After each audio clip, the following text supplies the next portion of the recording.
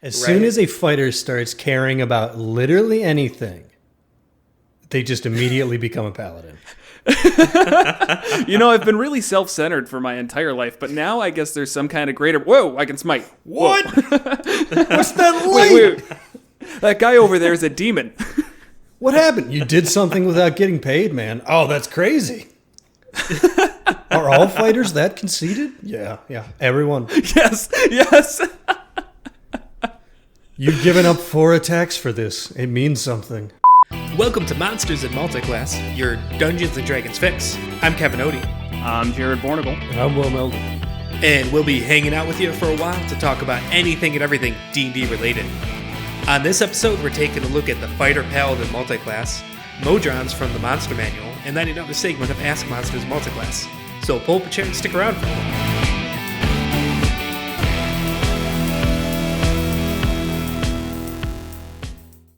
So actually, this is the segment from last episode's Ask Monsters in Multiclass. Somebody actually called us out, because I think in editing you left that in the intro, that there'd be an Ask Monsters in Multiclass segment, and then we just didn't have it at the end.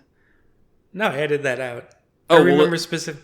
Oh, well, maybe we said it on like the episode before, like the next time on, because somebody was like, what happened to like the lost segment of Ask Monsters in Multiclass? So... Yeah, right. I think we did mention it on 2 episodes ago. Next time that we thought no one listened to. Well, we're proved wrong again. Yep. All right. So multiclass this time around is the Paladin Fighter. So paladins are half caster, half martial classes, given their power by an oath of some sorts, or religious reasons. That kind of depends on how you want to take it. But usually they hold so much conviction that they can turn that power into pure energy in the form of smites. They have a requirement of Strength 13 and Charisma 13 to multiclass into. And then Fighter is the trained combatant. Fighters are one of the only classes that truly highlight the amount of work it takes to accurately swing a sword 8 times in 6 seconds.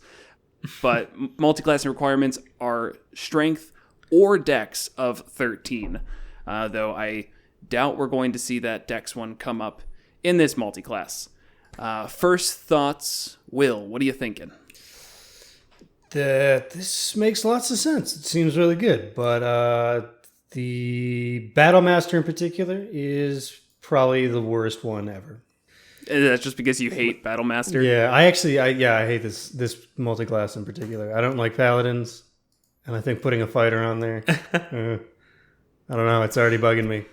It's only challenged by the fighter rogue, in my opinion. I feel mildly attacked, only because I did actually play a paladin fighter. So no, I mean everybody makes this horrible choice sometime during their playing career. It's very easy to do because they do have a lot in common. But hey, you know me. Hates multiclassing. All right, Kevin, what are some more grounded, realistic thoughts here? This one is obviously good. It's almost bad to do a bad combination other than doubling up on, like taking them both to 5, you're kind of wasting extra attack or something. But even then, it's like both fighter and paladin, good stuff higher, where maybe it's worth that kind of dead level. Arcane Archer would probably be wasted other than that. Or Regis Knight. I guess those are 2 we could talk about, but yeah, it's good. It's just like Paladin Warlock. It's good. It's good. You don't need us to tell you it's good, but we will talk specifics. I do find it kind of boring. There's not like all of the role-playing of a fighter of, I trained for years and became a master in heavy armor and all weapons and honed my body and all that sort of stuff also would already apply to being a Paladin. Yep. Because they also get all weapons and heavy armor and all that good stuff. So I feel like it doesn't add anything. It's really just purely mechanic. Yeah, and I'll echo that just from the character that I did play. I was like 8 levels into Paladin I think 7, when I decided like, I should start going into Battle Master. And it fit the backstory that I had, but it definitely didn't add anything to the character I was playing. And that, to some extent, I guess I regret a little bit. You definitely get a lot more from going into Paladin, like at any capacity. If you're already fighter and you decide to take an oath, then yeah, sure, there's definitely some great flavor there.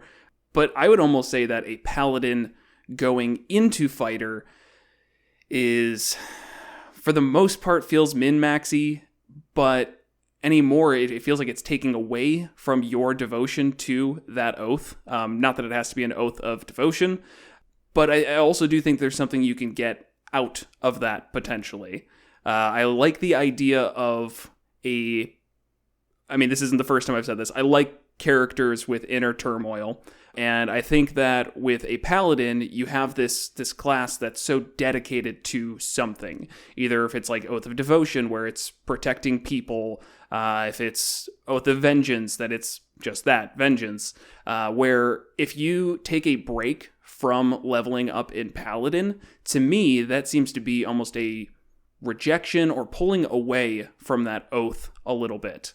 And I think that's one way that you could make this kind of interesting, is a paladin who is struggling to justify their oath for some reason. And that's something that I kind of wish that I took a look at when I did do this multi-class in the first place, instead of saying, oh, it's already justified, so what do I care? Right. But trying to pull into that, like, well, why is it that instead of going down this path of Oath of Devotion, they take a break from that for 3 levels? And I think there is something there, but it takes, I guess, a little more thought than just hand-waving it. The thing is, Battlemaster does. That's what it is. You're trying to butter it, but it's just dice, man. What you're talking about could definitely work, but it doesn't feel like that's inherently obvious. No. You kind of have to sort of force it, to be honest, where, like, if you multiclass into Warlock, you are making a pact with the patron. That is a role-playing choice that will strongly impact your character going forward. With this one, it really doesn't need that justification. So it's sort of like, if you want it, sure, there right. It is. You're faltering on your oath. Next few times I level up, they're just going to be plain fighter levels. The other way around could be interesting, I guess, where if you're a fighter and then multiclass into paladin and then only go paladin because you're the more quote-unquote mundane fighter, and then something happens where you take an oath and start taking paladin levels. And I'm pretty sure in older editions that's what paladin was. I think it was more of a high-level prestige class. It's just they were universally better than a fighter. They were a fighter with divine powers. And in some senses, I feel like that's still held on to 5th edition. I don't know if I want to say something as bold as paladins are universally better, but in a lot of ways, they have a lot of the benefits a fighter has, and then some, with magic and smites and healing and stuff like that, while still being good with every weapon and heavy armor and still being able to hit hard. Yeah, I would agree. I mean, seriously, the only major benefit that fighters get is their extra attacks. They get to swing more, but I don't know the math directly, but I'm pretty sure that smites are going to outpace that damage every time. I'm not so confident in that, because smite's pretty limited. Yeah, if you keep in mind, paladins are limited in spell slots. At 20th level, you got 6, 9, 11. So 11 times you could smite, and at 20th level, as a fighter, every single round they're attacking at least 4 times. That's fair. If you took a feat, which a fighter probably will because of all of the ability score improvements, another benefit they have, they're probably going to find a way to get a bonus action attack through like Polearm Master or Great Weapon Master or something. So 5 attacks. Axe and Surge would still do twice at level 20, or maybe even 3 times. I think just twice. 8 to 10 attacks around. Each one of those will at least probably 8 to 9. You don't get an extra bonus action. Oh, yeah, true. Yeah, 8 to 9, attacks in a round. Each one of those with your probably at least +5 strength.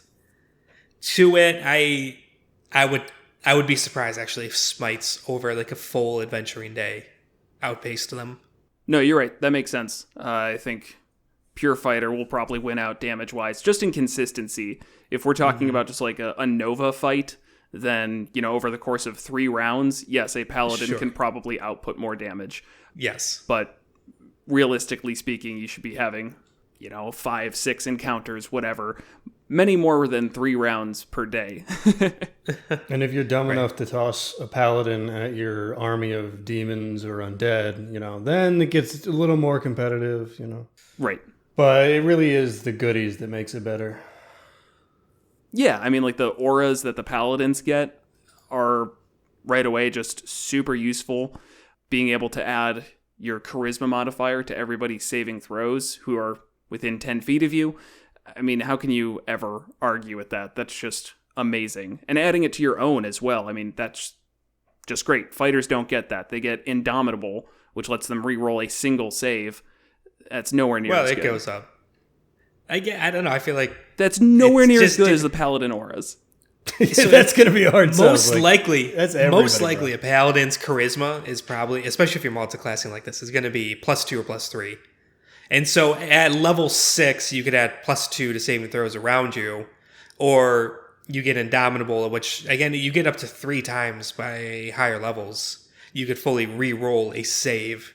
I wouldn't say one's better or worse, unless if you had 20 charisma and giving +5 to these auras, sure. That is going to pretty much always be better because that's the equivalent to being able to reroll and essentially have advantage. With this multiclass, there is zero reason for you to level up your stats in any way that wouldn't be adjacent to a paladin. So I don't know why you would ever have 14 charisma unless you were actively ignoring it. You could Feats and stuff. Unless you were actively ignoring it. So that's...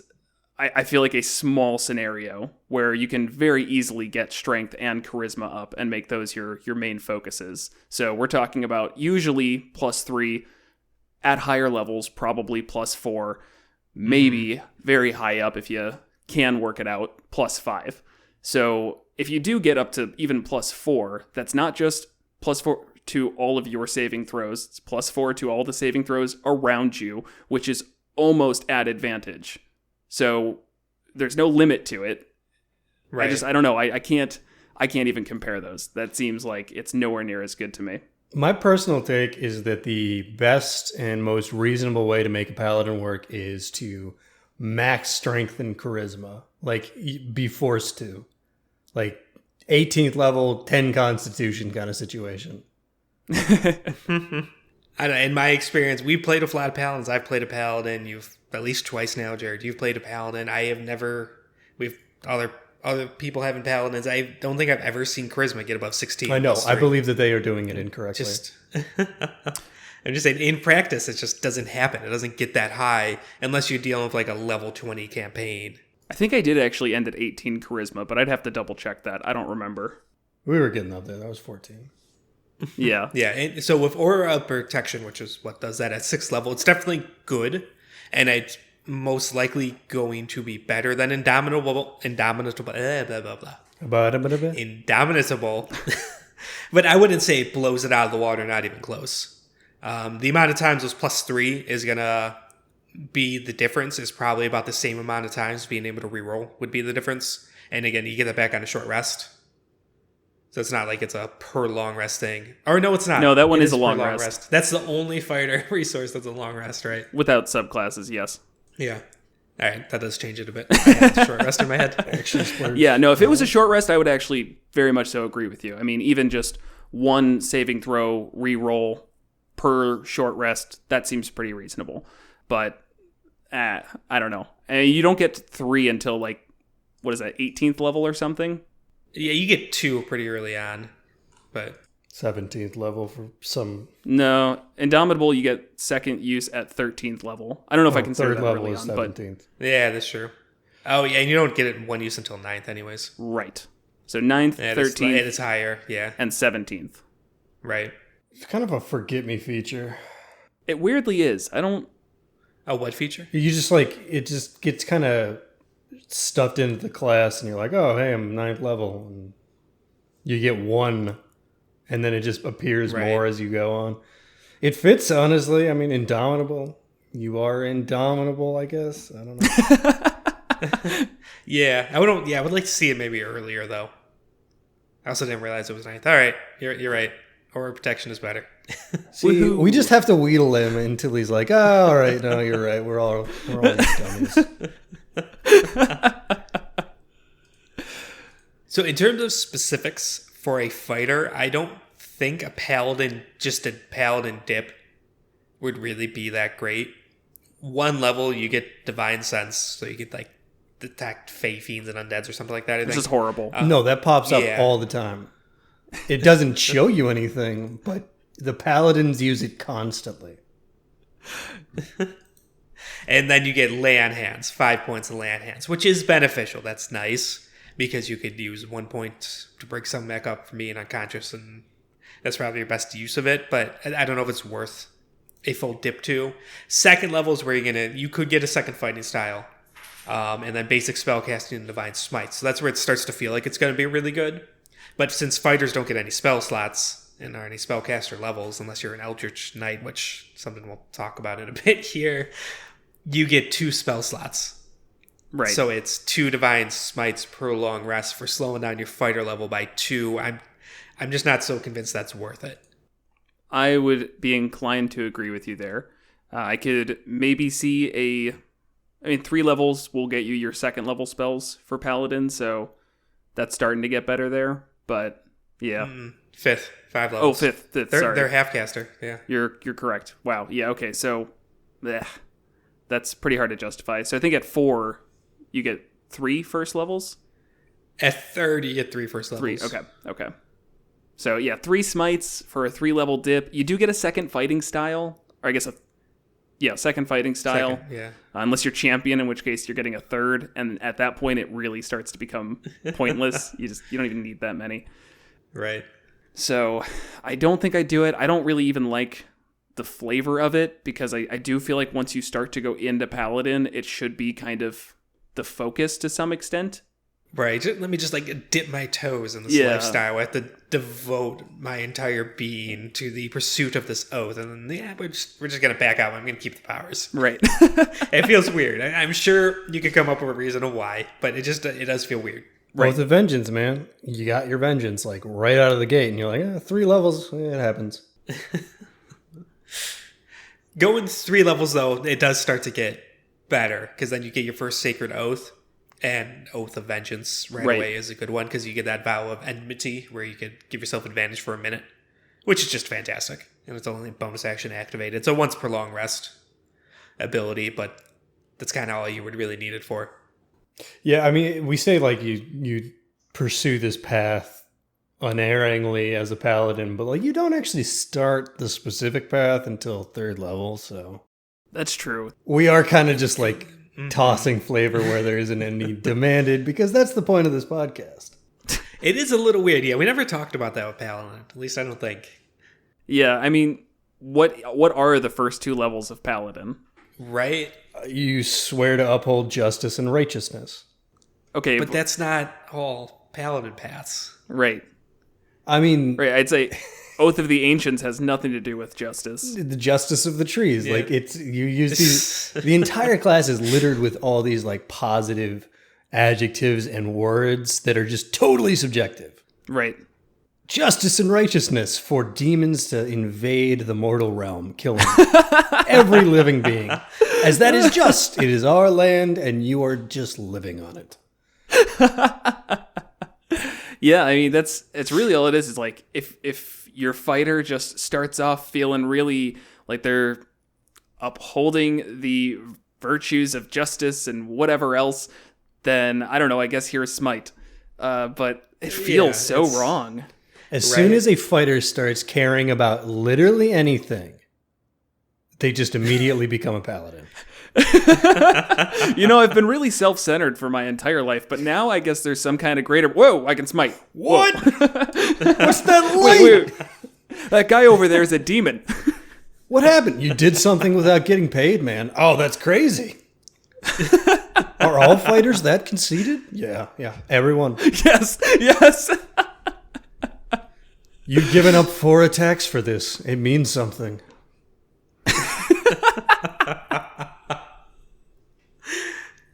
Yeah, it's kind of like the first semester of college.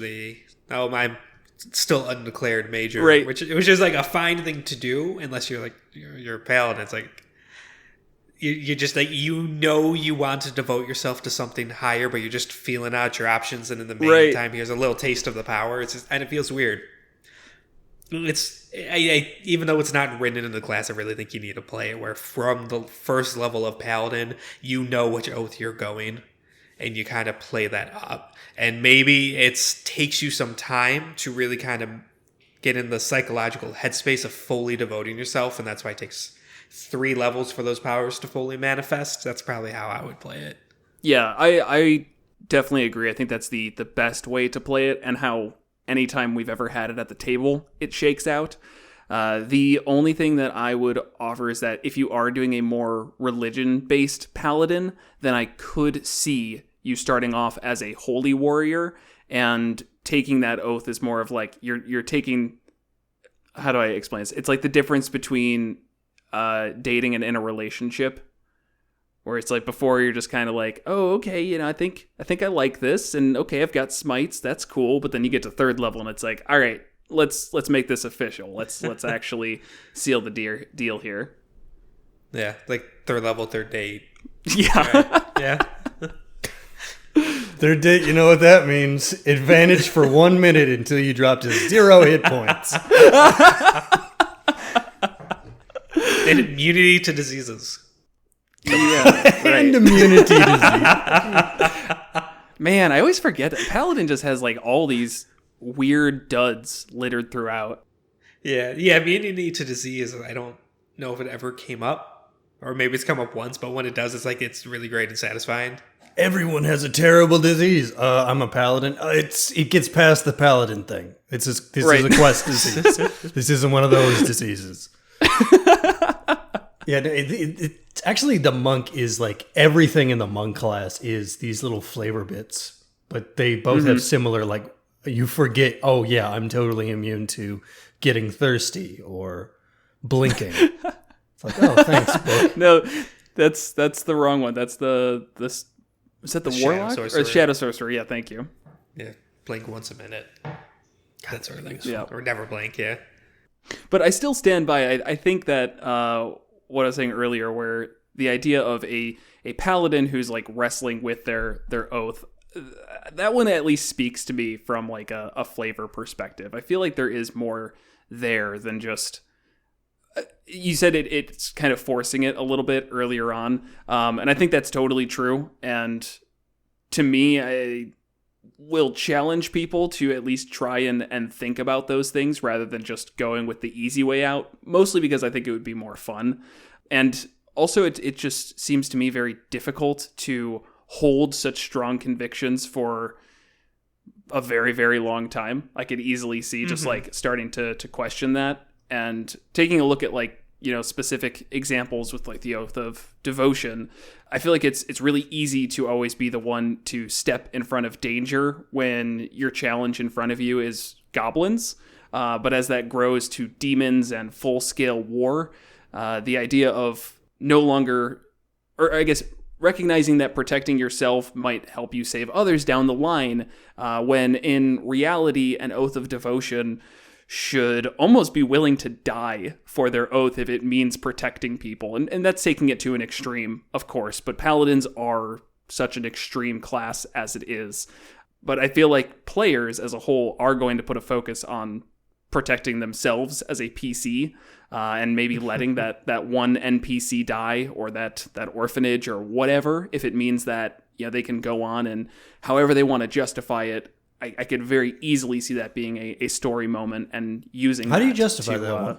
Just like letting an entire orphanage die, like one NPC. That was the scale you gave. One NPC, right. and then an entire orphanage. Yeah. I don't know. I don't want to set up those circumstances. One round accident. The other one's like it's multiple days of failure. Yeah. I say I'm not going to sit here and try and walk backwards on that. Justify why we let that happen to those orphans. Yes. But whatever the story thing is, I mean, and maybe that's it. Maybe that it does be orphanage. Seriously, that's a dumb one. That if you step in front of the fireball for the orphanage, come on. But if it's something smaller, it wouldn't help. That's not how fireball works. It's like a turn of phrase. You guys don't always say that. It's like falling on the sword, stepping in front of the fireball. The fireball, right? Yeah. I'll save but you, then, kids. Roll your deck saves with a +3. Still take half damage. But it does allow them to have setting up their own type of redemption arc where maybe they start to dabble in the hedonistic lifestyle for a little bit while they explore oh, hey, I can just train. I don't have to do all of this crazy devotion stuff where every morning I wake up and go through my explicit rituals. I can just learn to fight and just be good at fighting and also, drink and smoke and everything else and just be a horrible person for a little bit, which just builds to them coming back to the paladin Jared levels. Portugal. Anybody who drinks or smokes is a terrible person. Yeah, No, he's saying they're a fighter, and I'm saying fighters are terrible person. Yeah, I guess I was trying to bring it back to what Will was saying, where fighters are just self-absorbed. So maybe that's more the important thing, is they get into a self-absorbed lifestyle for a little bit, which is just a huge change of character for them. And you could reflect that with fighter levels. Yeah. I know we keep jumping on you, being really nitpicky on the specific words. It's okay. No, you bring up good points. That's literally all you guys do. I mean, it's fine. I'm used to it. Yeah. It's okay, yeah. With stopping the paladin growth and the fighter levels, it becomes more about the paladin oath. Even though it's a very inward thing, it's I am dedicating myself to X, whatever that is. It's power drawn outward, and it's sort of judged based on your actions in the world. Really, it's very much kind of an actionable type thing. Where with the fighter, going along with what you're saying, it could be that rejection of that. All right, I'm going to stop putting all that emphasis on doing these actions, and I'm just going to be kind of selfish, as you said, where I'm just going to focus on just training myself because I want to, and that's that.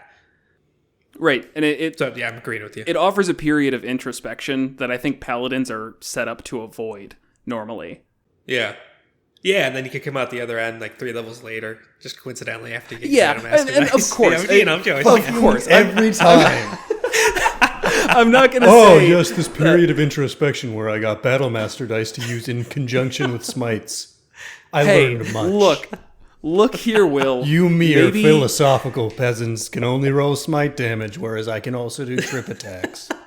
Maybe you go to 4, okay? Maybe you go to 4. You don't. Well, of course, for your extra ASI, right? I mean, you don't want to leave that on the table.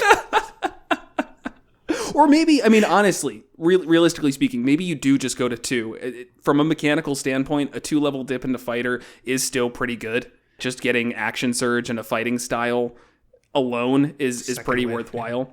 Yeah. But, of course, you're not going to go up to 5. You're not going to make it this, thing where you're ruining your character mechanically, Will. Come on. We still have to optimize a little bit. But the point is I want to take that optimization that's going to happen anyways, and let's put some flavor to it that makes it an interesting story. Right. Yeah, optimization does not have to be the enemy of roleplay. They could actually inform it in a lot of ways and shape it. Right, but mechanics come first. Let's just get on the same page. This is 100% unadulterated apologetics for min-maxing. Whatever. Which should be the subtitle for our entire podcast. How to min-max and then make other people feel like an asshole for questioning you for it. Monsters in Multiclass : unapologetic justification for min-max. I would step in front of that fireball. Yep.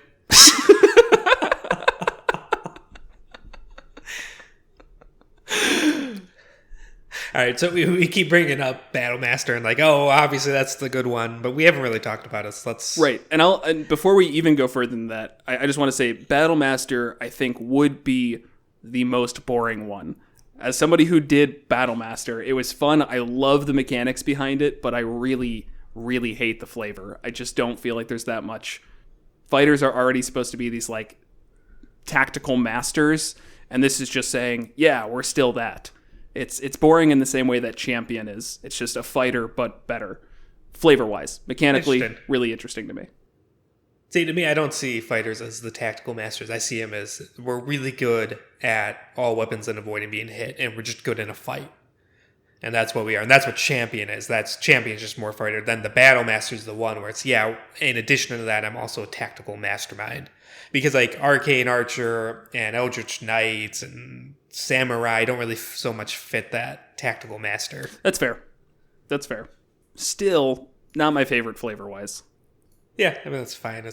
Most of the fighter ones aren't super flavorful. It's more about, here's just kind of a blank slate. Right. Make the character you want. It's sort of more on making the character interesting and then pulling it from their class or subclass. When it came down to it, as your Battlemaster Paladin showed, it really was just, here are more dice I can throw whenever I want to. Yep. And ways to give me advantage. Yeah, their maneuvers are really just baby smites in a lot of ways. Yeah. The reality is, it is very good mechanically. Right. So just real quick, in case someone doesn't know, Battlemaster, their main thing is around combat superiority dice and maneuvers. When you get it at level 3, you pick a bunch of, I think you pick 2 or 3 maneuvers? 3. I don't remember. 3 maneuvers.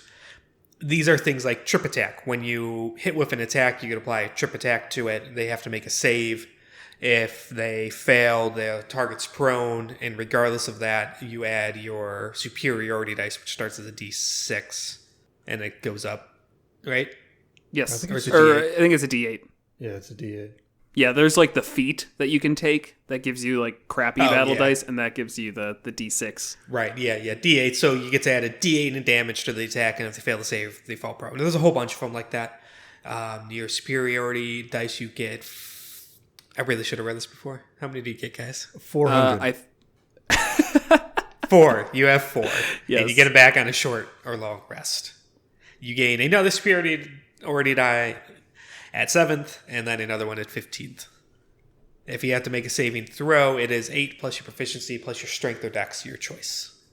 There we go. I like how you're looking to us to fill in the gaps when you're playing a level 20 Battlemaster right now. Yeah, I know. DBN just kind of like it made me lazy with all this. Yeah. It's just like, here's like a checklist or whatever. I don't even know how I got that. Just squares I'm you sure click it did on it right. and you use, and buttons that roll dice for you. Yep. The one thing to note, though, is with that, it's a lot of these maneuvers mechanically are identical to Smite. When you hit, you do X. So you can exploit critical hits with this. You don't waste them on things. And they often do translate to an extra D8 of damage. Right. Yep. Yeah, pretty much the majority of these, the first line is when you hit a creature with a weapon attack, which is the same first line as Smite, I'm pretty sure, roughly. That might be melee instead of weapon, but whatever.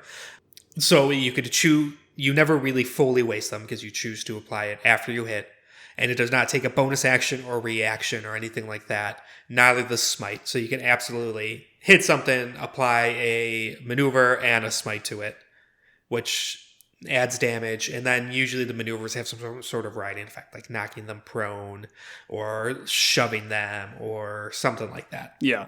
So and then there's ones where it's outside of being hit. You can command people or lunging attack or evasive footwork where you add stuff to your AC, things like that. But yeah, and my play on it was definitely trying to do a little bit of crit fishing. I used most of my superiority dice to trip, and then tried to get advantage and, get crits off that. I think in play, it just about never worked. Like maybe 3 times or so did I actually get the trip off, or we were just fighting things that you literally can't make this go prone. I'm like, oh, yeah, okay, yeah. Well, I was going to say, you work. saw that constantly. It has to be, large or smaller. I trip attack the huge thing. It's not going to fall over. That's not why I'm doing that, idiot. Yeah, I'm just doing it for the D8. But then there was, but then riposte, which is when a creature misses you with a melee attack, you can use your reaction, expend a superiority die, make the melee weapon attack, and you can add the D8 to that damage as well. I think that, and you can smite off. You can smite off that. So that was probably used a little bit more often, just as a way to get more damage, get an extra attack in a round. Yeah.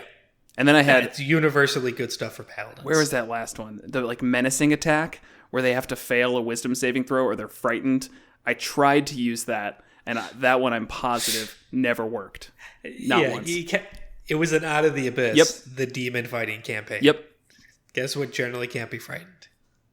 What? Is it demons? Demons. But no, I mean, I think I took that one because like it was one that added to the damage, and I was like, I don't have any more that I really care about, so Yeah. I regretted it though a little bit. Yep, easy way to add damage. Ah, you know what? Actually, they may not be. Like, I just pulled up, like, the Yoklo, which is a higher level demon. It's not immune to frightened. I think they just had really high wisdom. I don't know about Yoklo specifically, but whatever we were fighting, like, my save for it wasn't off the charts by any means, because it's, 8 plus proficiency plus strength, and I was focusing on charisma for a good amount. So I just couldn't get it up to a save that, rivaled like Wizard 17 or anything. It was like 15 or 16, and that's just easy to pass on wisdom saves. They're some of the most commonly high things for high level monsters. Right. Yeah, and you were higher level when you did this. Right. So looking at fighter subclasses, because I know you said like before we get to the other ones, let's briefly talk about Battlemaster. Here we are 10 minutes later or whatever. You're probably going to go Battlemaster, man. Spoiler alert. It's a pretty good choice. I liked Samurai. From our discussion last time we brought up Samurai was, Will, you mentioned that they are kind of the equivalent of just an honor warrior if you strip away the Japanese influence from it. And I think that fits extremely well with Paladin without too much of a stretch. And their third level ability is that Fighting Spirit, which is absolutely great. They can give themselves advantage on all of their attacks in a turn. So if they use that Fighting Spirit, they get their temp HP, and then they can dish out, let's say, 4 attacks if they action surge, all at advantage, and try and crit off of that, of course, or just doing more attacks, more damage. Always a good thing. Right. It's also it's one of the weird fighter subclasses that like briefly offhand mentions charisma, because you are the elegant courtier. It's never going to come up, but it is actually a pretty good combination of things that make sense together. Yeah, right, but not until 7th level do you get that. Nor is it particularly good. It's just a weird combo that shows up. Yeah. Oh, and as your wisdom, at 7th level, when you make a persuasion check, you gain a bonus to the check equal to your wisdom. Yeah, so it's actually not really that good for that at all. You gain proficiency in wisdom saving throws, which is always nice. Yeah, but I'll agree, that's not particularly great. But this is one that I could see from a normal gameplay setting where you might be higher level samurai, and then something happens story reason that makes you go down Paladin, and I could justify going to 5 in Paladin when you already have 5 in Fighter a lot more than I could the other direction, because at least with level 5 Paladin, as we discussed, you'll start to get higher spell slots. Maybe you are just entirely bored of the Fighter class, and your table isn't going to let you do any type of re-levels or anything like that. You might be somewhat wasting a level up at 5th level Paladin, but it's not the end of the world, I don't think. You're still going to get something out of it, and then you can keep going Paladin for as long as you want. So I could see that happening if somebody just gets bored of their samurai. Mm-hmm. Yeah, in terms of other subclasses, so like Eldritch Knight is one we should talk about. Yeah, definitely. The saving grace for this one being, you would still get spell slot progression at least a little bit. It's very slow, though. Right. You only bump up 1 spellcaster level every 3 levels of Eldritch Knight, which is a little rough and slow, but you can use it to fuel your smites. I don't know if there's anything in this specifically that's great with Paladin, though. That was kind of what I was coming to as well. Like, the slots are nice and everything. The weapon bond, which is their 3rd level ability that just lets them basically always have a weapon on hand, I don't think that... They summon it. Yeah, they can summon it, thank you. I don't really know if that adds anything to a Paladin. And I'd say no, not really. I mean, it's just there and it's good. I like weapon bond, but I don't love it. It's not like worth going into Eldritch Knight for. And then their 7th level ability of War Magic. So when you use your action to cast a cantrip, you can make 1 weapon attack as a bonus action. It wouldn't be bad with a Paladin, but Paladins don't even get cantrips, so you're still just stuck with your Eldritch Knight ones, which come from the Wizard subclass. Right. And that uses your intelligence modifier for everything, which in this multiclass, why would you want to throw intelligence in there? Right. Yeah, you're already fighting between strength and charisma. So you might just give yourself like Booming Blade if you're there, just to have it, and then you've got Booming Blade and then a bonus action attack. And then I think you could take Shield. Oh, yes, you would get Shield, as a spell. Yeah, you could take it if you want. So, and Will, I see you shaking your head the second I mentioned Booming Blade. We yelled about that last episode, so we can't do it again. But That's no, why I shook my head and didn't say anything, man. Yeah. Although we have plenty of time, we should probably do another segment on Booming Blade. Yeah, so I mean, I don't love it, but hey, the option's there. You still get your 2 attacks, and I think it's pretty fitting for that type of multi-class.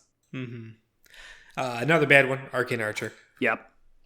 I don't see that working at all. Archidin. Smites and all the Paladin stuff do not work off of ranged attacks. And Arcane Archer is being about ranged attacks. Yeah. And I'm pretty sure it also relies on intelligence, if I remember correctly. I can never find it. There's like one little part where it's like, oh, and by the way, you need intelligence. And it's just like hidden in the text somewhere. So, yeah, I think you're right. Yeah, like if you have a save or something. I really can't find it. We probably just made it here up, it is. folks. No, it's under the arcane shot options. It says if an option requires a saving throw, your arcane shot save DC equals 8 plus proficiency plus intelligence. Yep, there it is. So I've talked about that before, about how there's ways that you can go Arcane Archer and not rely on intelligence very much. So at least there's that, but you'd also be switching between ranged for your arcane shots and then melee if you want to smite, and you're just getting rid of any synergy that was there.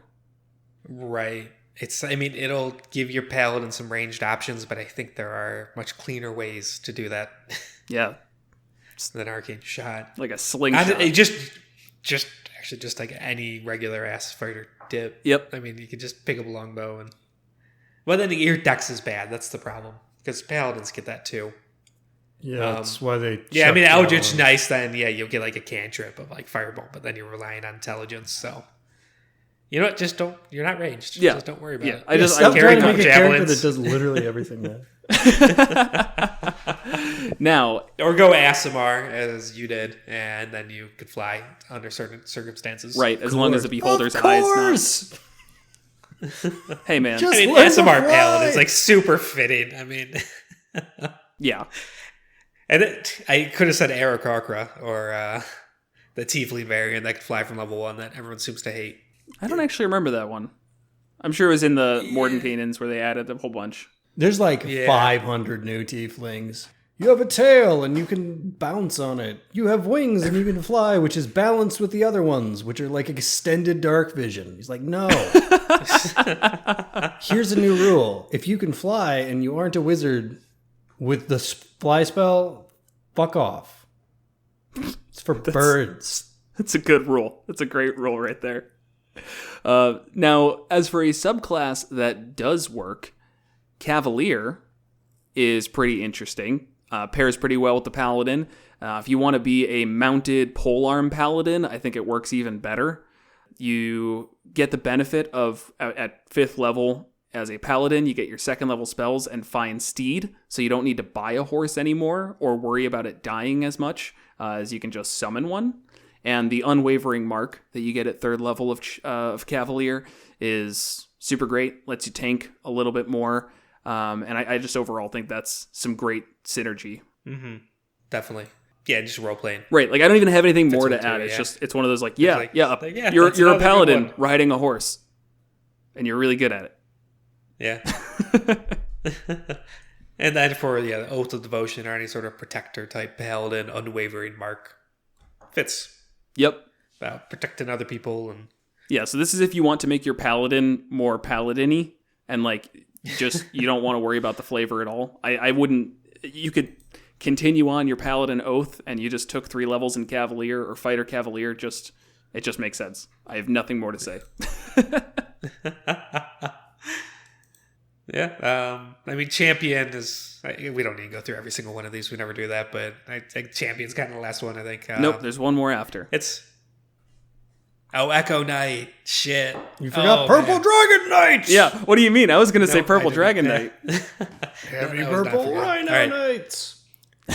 Champion's fine. Just like everything else, Champion's kind of dull. It does fall behind damage to like Battle Master and its will with this combination too. What if you just kind of want that simple thing? Crit more, which is nice for Paladins. Paladins critting more is always great because it doubles your smite damage. Super good for that. Get an extra fighting style, sure. That's a 10th level. It makes a lot of sense if you want to do Battle Master, but you know for a fact that you will not remember your maneuvers. Mathematically, Battle Master is better, but like this is just easier to remember. If the idea of getting 3rd level spells as a paladin frightens you, then Champion's a great dip. Champions, man. Champions are the most powerful players in D&D. So anyways, Echo Knight. I hate the flavor of this combination. I can't think of any reason why a dip in Echo Knight makes sense. The Echo Knight is, for people not familiar, a newer subclass that came out in the Explorer's Guide to Wildmount. And it's very focused on the specifics of Wildmount and engaging in time magic, dunamancy. Why a paladin would start getting involved in dunamancy, I honestly can't give a good explanation. But mechanically speaking, it's really good. Yeah, well, other way around. A Echo Knight takes an oath, and they kind of abandon dunamancy, but they still have what they had. I still don't know what dunamancy is, man. I don't know whether a paladin would go into dunamancy or not. It's so the specific flavor is your echo is pulling you from a different time period to help you now. So it's like it's an echo of yourself. Time magic. Okay. I'm just repeating what I know here, so not much. Point is... That's it. Yeah, the Echo Knight has mastered the art of using dunamis. Yeah, I said that right. Dunamis to summon the fading shade of unrealized timelines to aid them in battle. So, anyways, go on. Maybe a paladin who's really obsessed with the past. What's unrealized? Yeah, this is like right. Yeah. We have to have like regrets. Yes, yeah. That's what I meant. Like major regrets. Yeah. Where they made a mistake in the past and now they call upon an echo of themselves to make sure that they can get an extra attack as a bonus action. Maybe in some parallel world there was a vibrating 14 plus my proficiency bonus AC with 1 hit point thing that would have given me an extra attack from a distance.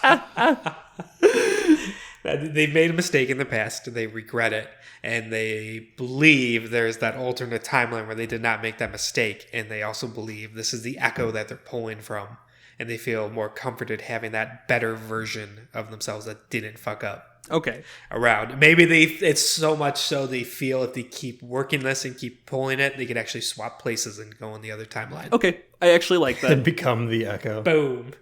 I do. I like that. I don't love the idea of that specifically for Paladin, but I will say as a whole, that concept just fits perfectly with really any class trying to go into the Echo Knight. I keep seeing dunamis and thinking tsunamis, dunamis. Why? What?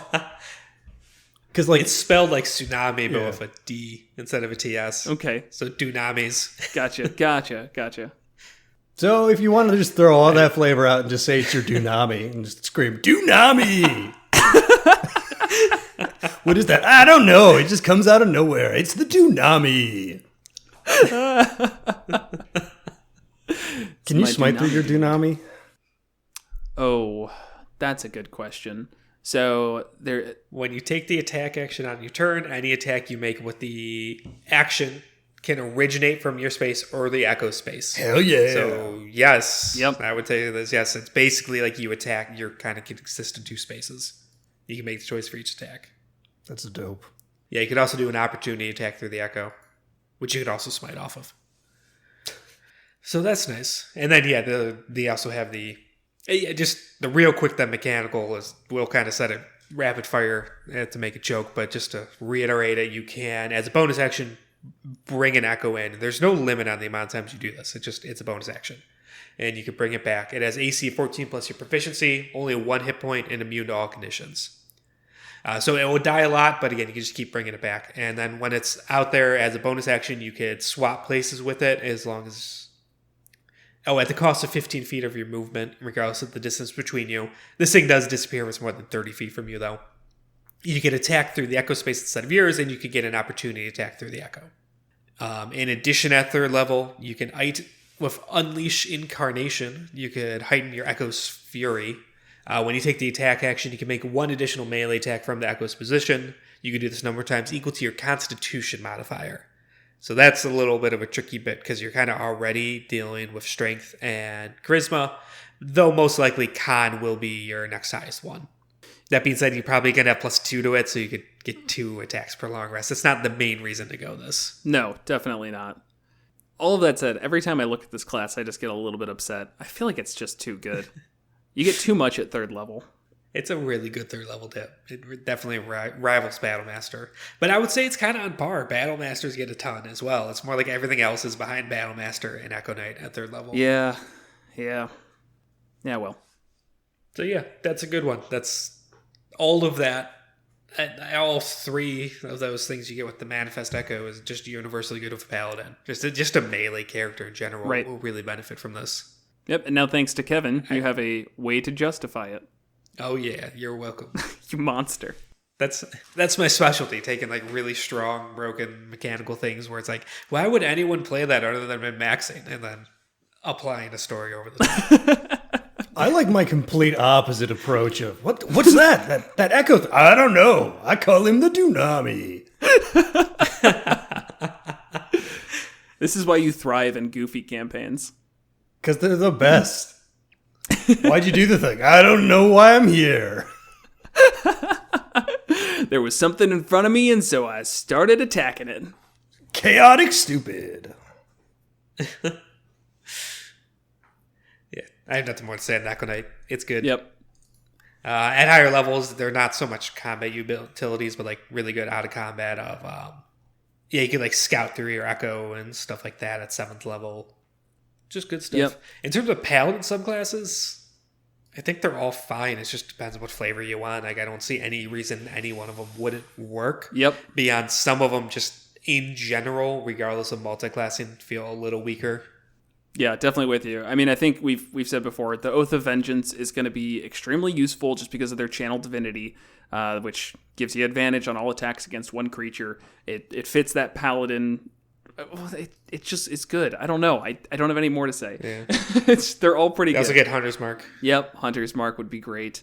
All of the auras at 7th level, I mean, it's just a matter of what playstyle you're looking for. Yeah. None of it is bad. Nope. Oath of Glory, the new one, and the Mythic Guide to Theros is, as we discussed, is pretty weak early on, but at higher levels gets much better. Right. That's one that does fit super well with a fighter because the Oath of Glory is also a lot about like training your body. That's it's Greek and inspired type. So you kind of like have the body of a Greek god. It's like that's quite literally what they're doing. Very much so. See like a 3-level start into fighter and then making your way into the Oath of Glory for the rest of the level up. I think that's well fitting. Right.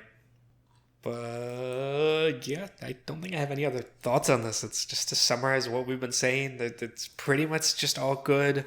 You don't even have to justify role-playing wise, but we encourage you to add some extra character options and interest and dynamics to your character. Couple bad traps, but those stand out. Yeah. And even the traps aren't the end of the world. There's so many worse. Yeah, Arcane Archer is... Yeah, okay, yes. You're right. There's some subclass issues, potentially. Yeah. Yeah, any other thoughts on this before we move on? Nope, not at all. Everybody's just going to be a fucking Battlemaster, man. Whatever. I don't know. Echo Knight really does rival it. Which is honestly worse because now you're even pulling from an even more obscure source. Right? Yeah. One of us needs to play an Echo Knight. Maybe that's what I'll do in our mini campaign coming up. Just because we keep talking, just straight Echo Knight. No ridiculous multiclassing. Okay. Are you not? We'll talk about it. It's okay. If it doesn't fit. I don't. No. I don't. Just because we talk it up so much, but we haven't actually played Right. it, and it is kind of its unique sort of system. It's like maybe in play, it's actually not as good as we think. That could be one of those where I could see that kind of actually ended up being disappointing. Yeah. If it's what you really want to do, let me know. I'm sure we can. I'm not work it really. in, but I'm not really set. It would just be more to see how it plays. right. Fair enough. Well, we'll figure it out. Yeah. All right, so let's go ahead and move on to our promotional minute. If you are not yet, make sure to subscribe to us wherever you get your podcasts. Leave a review, literally anywhere. I mean, just like write it down and just throw it to the wind. That would be pretty cool. We won't find it, but maybe somebody will, and they'll start listening, which is awesome. Otherwise, follow us on Twitter. It's at monsters_multi. Subscribe to our subreddit, which is our Monsters in Multiclass.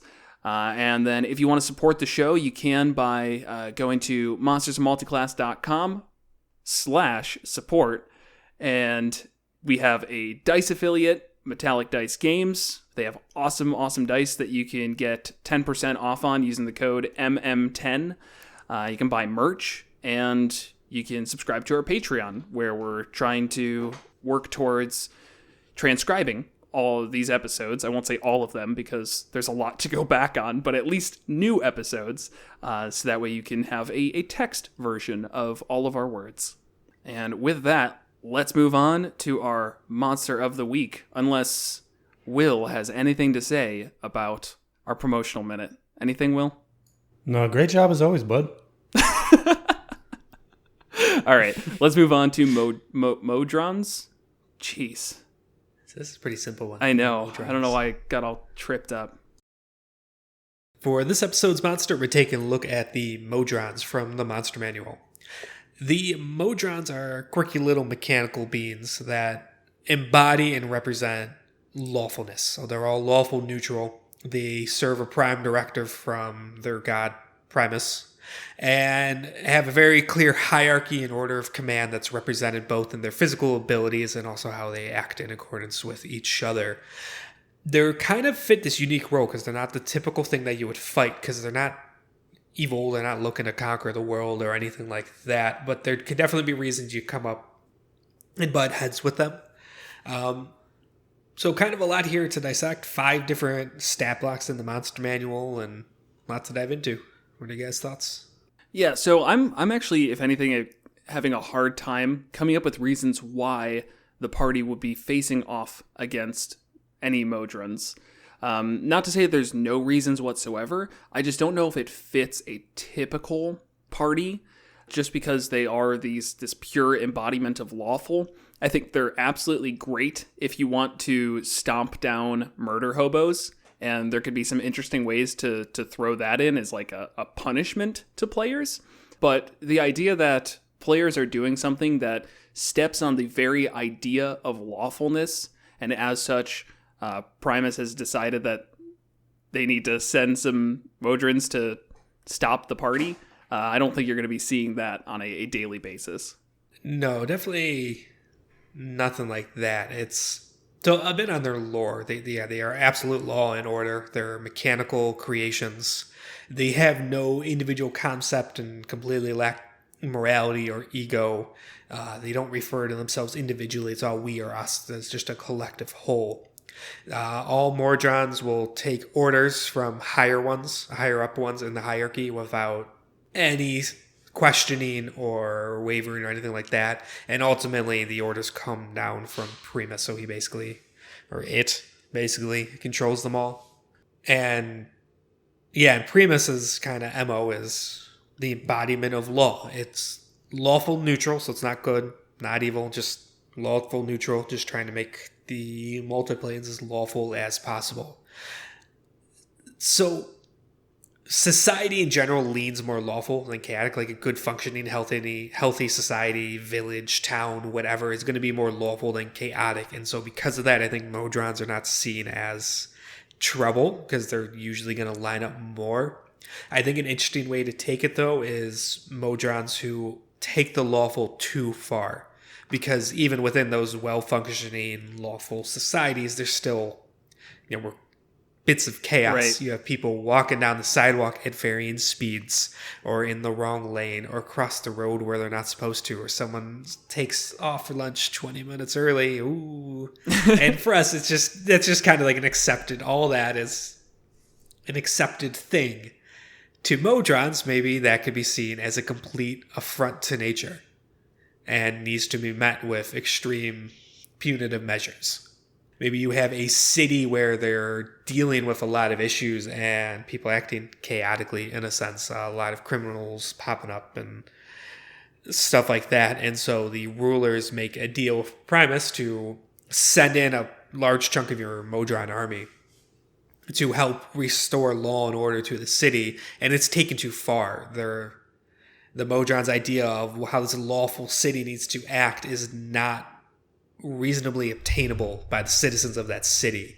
And so you start coming up with you start kind of hitting up against these really big issues in the adventuring parties. Gets hired by the original leader, like, all right, you need to help me get out of this contract. You need to clear the Modrons out. And I guess one thing that I struggle with as a DM putting that together is creating a reasonable path forward for this to be stopped.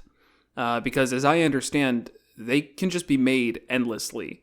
If one is destroyed, then they have this weird like hierarchy system where if like a pentadrone gets destroyed, then the quadrone becomes a pentadrone and the tridrone becomes a quadrone, and they go up the hierarchy, and it all goes to the very bottom where Primus just makes a new drone. So it seems like it's endless. Like, I don't see a like, oh, okay, we defeated them all and they won't come back.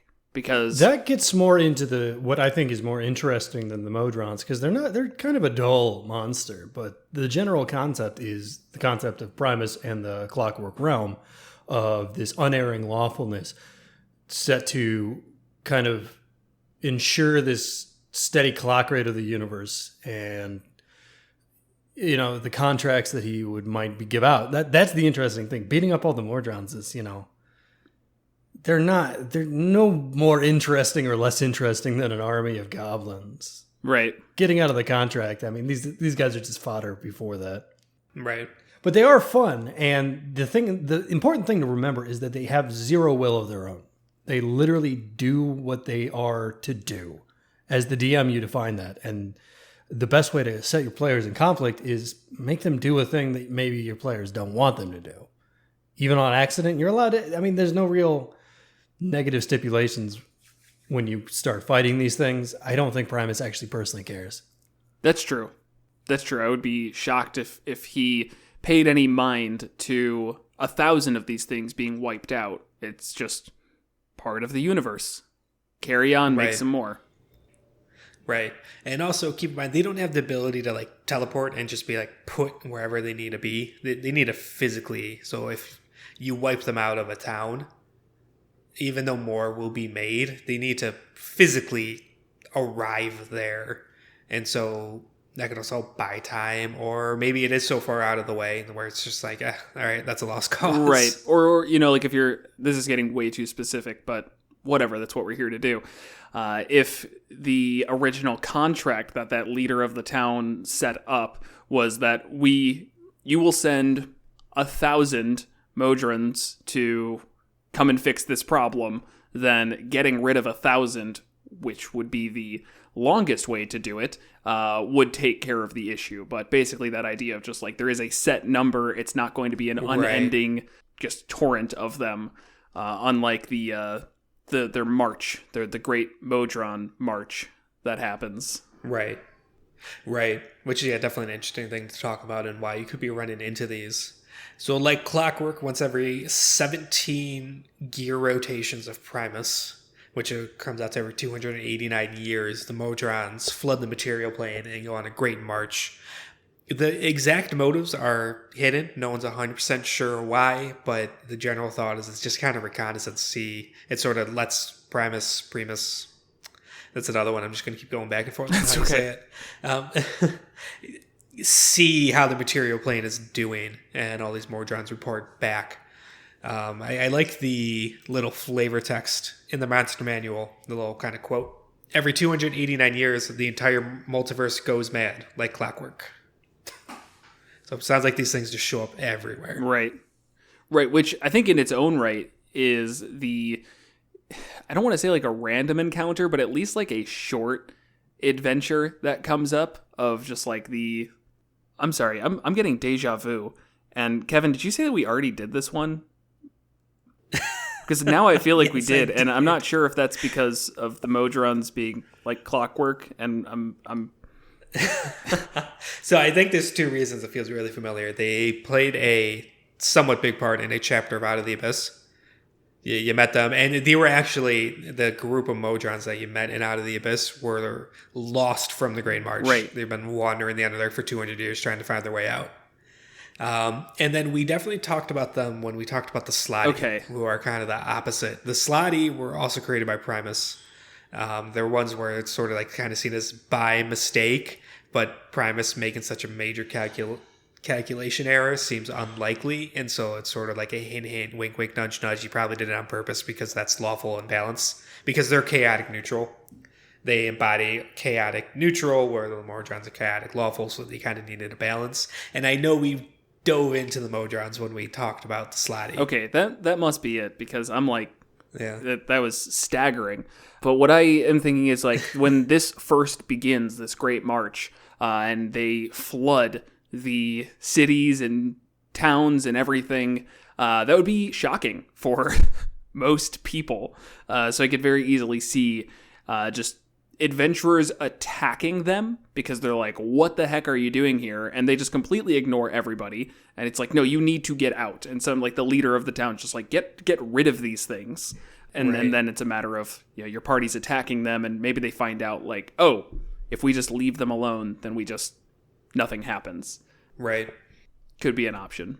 So outside of setting up scenarios where you fight these, I think more commonly, and probably maybe the intent, is these are more present to interact with in storylines and stuff, not so much encounters. And they have stat blocks where you might fight alongside them, or it's just kind of needed, but it's not the important thing. Like, you're right, so your adventure is around during that Great Mordon March. That's just kind of an interesting thing to see and look into, and it's like, yeah, maybe you're not fighting them, but that's fine. Like everywhere you go for like the entirety of this campaign, there's Modrons just everywhere, and every town's kind of thrown into a bit of chaos because of this. And again, it's not so much, all right, we need to kill these, it's just they're causing various issues, or you're just looking into it, or it's just flavor to add.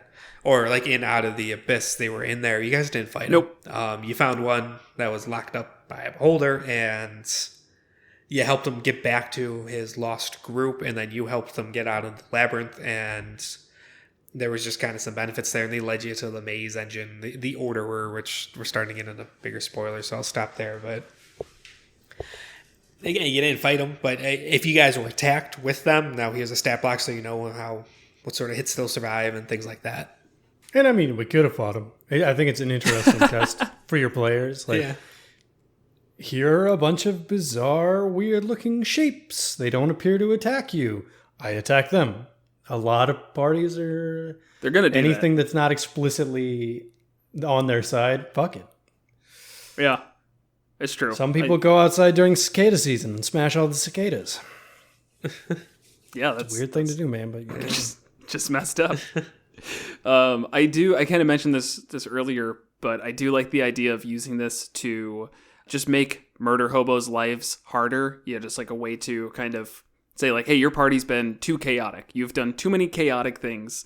And I just have this vision of a single like monodrone just waddling up to the party and just gives like a single message of like, by decree of Primus, you four have been labeled as a threat to law in the universe. Refrain from doing anything chaotic or face the wrath of all of the Modrons and the Modron army. And then it just like waddles away, and the party's just like, huh, that's weird. Like, should we ignore that, or should we actually heed that warning? And if and when they ignore it, then you could just have these things just pop up in other fights. Like, I just like the idea of whatever fight is going on, you just have like 4 of these things come out of the woodwork to make the fight harder. And the party's just like, oh, maybe this was a bad idea.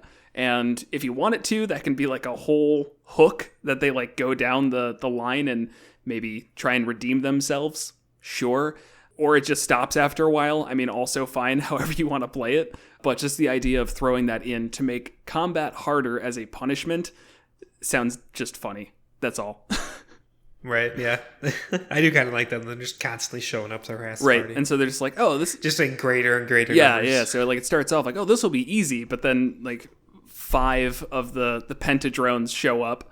And it's like, oh, this is going to be hard. This is going to be a very hard fight out of nowhere. The issue is getting to the stat blocks. I don't think these are very fun.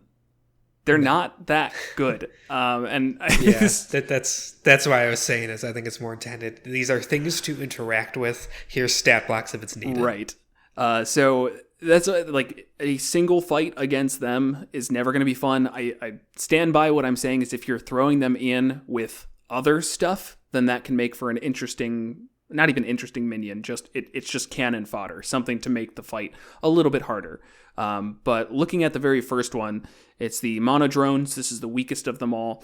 AC of 15, HP of 5, has a fly speed of 30 and a normal walking speed of 30. Really basic stats: 10 strength, 13 dex, 12 con, 4 intelligence, 10 wisdom, 5 charisma. True sight out to 120 feet. That's it. That's the one thing I think really interesting. True sight at such a low level, it's challenge rating 1/8, is kind of crazy. Like that's a high level thing, true sight. So, sorry, I know I'm interrupting in the middle here, but Modrons can go rogue. They could get defective. Like it could happen through combat or something where they sort of lose their connection to Primus and sort of start acting on their own. So I could see certain groups maybe trying to cultivate these rogue Modrons, and it might be a monodrone or a duodrone or whatever, just for the sake of keeping around for the sake of true sight. Because it means they can't really be tricked, they can't really be snuck up on that well. That's interesting. Yeah, that could work. So, yeah, adding them in as, say, the rogue ones, as I understand, are usually hunted down, which could be its own setup that I think we'll get to later. But I do like the idea of just like somebody keeping these around to benefit them, and that's just kind of a neat interaction then. Right. Anyways, yeah, so the next thing that they have is another word that I can't pronounce, axiomatic. There we go. Axiomatic mind, where it can't be compelled to act in a manner contrary to its nature or its instructions. So obviously this can be gotten around because you do have rogue Modrons, but I think the implication here is that it's very difficult for that to happen, and there has to be some supernatural ways to compel them to do something else. Yeah, so all Modrons have this, except for the rogue one. That's the difference in the rogue variant rogue stat block. They don't have axiomatic mind. I wonder, though, does this mean they're immune to stuff like being frightened? Well, the question is being frightened contrary to their nature or instructions? I would say yes. I mean, they don't really have a self-sense or self-preservation, so what's there to be frightened of? It's so broad, but I feel like if they wanted it to play out in that way, they really should have just added some condition immunities. Because that's a thing. Condition immunities are not a new concept. Right, so right. You say it's immune to frightened. It's immune to being charmed. I mean, why doesn't that say that already? It's almost like they put this really abstract thing of it can't be compelled to act in a manner contrary to its nature or instructions, and they're leaving it up to the DM to kind of decide what that means, which works well outside of combat, less so in it. You can't make them do stuff outside or inside of combat. Like, you can't, like, enslave Modrons. It just doesn't work. Right. Right. As far as condition immunities, I wouldn't give them any. If they're frightened, they run away and then come right back. Suggestion is something that I think doesn't work. I would agree with that. Right. Yeah, maybe that's why it's left vague, because like just saying immune to all charm is really, really broad. It's actually not because that there's broad a lot of spells where it's, you know, they come under the effect of charm. Well, charmed in this way, they do. Usually, blank. Like Zone of Truth is technically a charm, but well charmed in this way, they can't lie. And it's like, should a Monodrone be immune to the Zone of Truth? I mean, can they even lie? I don't know. I would say yes. Well, they can't really lie. I mean, that's its own question, I think. But I would honestly be totally fine with this getting a charmed immunity. I don't think that it would really ruin that much. And any of the spells that it would ruin, if you looked at them, you'd go, yeah, I mean, that makes sense. Like, yeah, it's charmed and it, will attack its friends. Like, well, that's against the entire point of this thing. That's like the basic one is the charmed target can attack you. Right. That's totally okay. I mean, that's not outside the realm of possibility from the axiomatic mind. It might just go hit somebody else. Yeah. But if its specific directions were to attack a person, like a single person, let's say, and that person charmed the drone, would it be able to act outside of that? Because to me, I'd say, well, that's its specific direction. Its instruction is to attack weird them. Thing for it to actually instruct them to do. But maybe. But I'm not talking about more from a PC side as much as that would be, a type or a certain enemy that is being sent an army of Modrons. Yeah, I outside of go beat up one dude, I think it makes sense to not have condition immunities. Fair enough. So next thing is its disintegration. So when these things die, its body disintegrate into dust, leaving behind weapons and anything else it's carrying. I guess that's just cool flavor. Not much else there. Yeah, I guess it stops you from capturing dead ones, and since they're mechanical, players are going to try, can we mess with it and bring it back and make it our own and make it stronger and blah, blah, blah. It's like, no, it just disintegrates. It's mechanical, so any morals go out the window. Let's open it up and toy with it. Right? Yeah, that's fair. Then for actions, it has a dagger, so +3 to hit, reach of 5 feet, does 1d4 plus 1 damage, or it has a javelin, +2 to hit, and does a d6 damage. Basic. Right, with 30. Yeah. 24 range. So, I mean, just basic stuff. Kind of really boring. Yeah. Now, it's cute, though. That's true. Looks like a mechanical Mike Wazowski. With wings. Who gave Mike Wazowski a fly speed? It's a golden mechanical sphere with a big central eye, spindly legs and arms, wings. It looks kind of sad. I don't think it looks anything. He's making the lion face. I see how you can see a frown, but no, he's making the lion face, dude. Oh, okay. Now, one thing that I was thinking about is the whole hierarchy thing, where if one of them gets destroyed, then the replacement of the lowest rank ranks up rather quickly. Is that something that happens in combat? Because it's not reflected in the stat block. I would hope. I mean, yeah, it's just in flavor. I feel like it's a missed opportunity. Yeah, if they're fighting... It's saying always the nearest one. Right. And it makes it sound like it's immediate and in a flash. So it's not a whole thing that they have to go through. So I feel like that would be really smart to set up where you have, a diverse grouping of these things. So you've got the pentadrone, which is the 5, and then a couple on the way down. The pentadrone dies because the party focuses it first, and then all of these things just rank up, and you just kind of watch that, and it's oh, okay, and that's a neat mechanic to see. Okay, yeah, that's a good point, because it kind of will rank up all of them because it's right, but you don't have that reflected in the stat block, and that kind of disappoints me. Or more than anything, I guess I'll just say, as a DM, you have to be careful and keep these things in mind. If you skipped over the flavor text of these monsters, you'd be like, why would I ever use these? But here's now a way to make it a memorable fight, at least. Right. I think the idea is that within...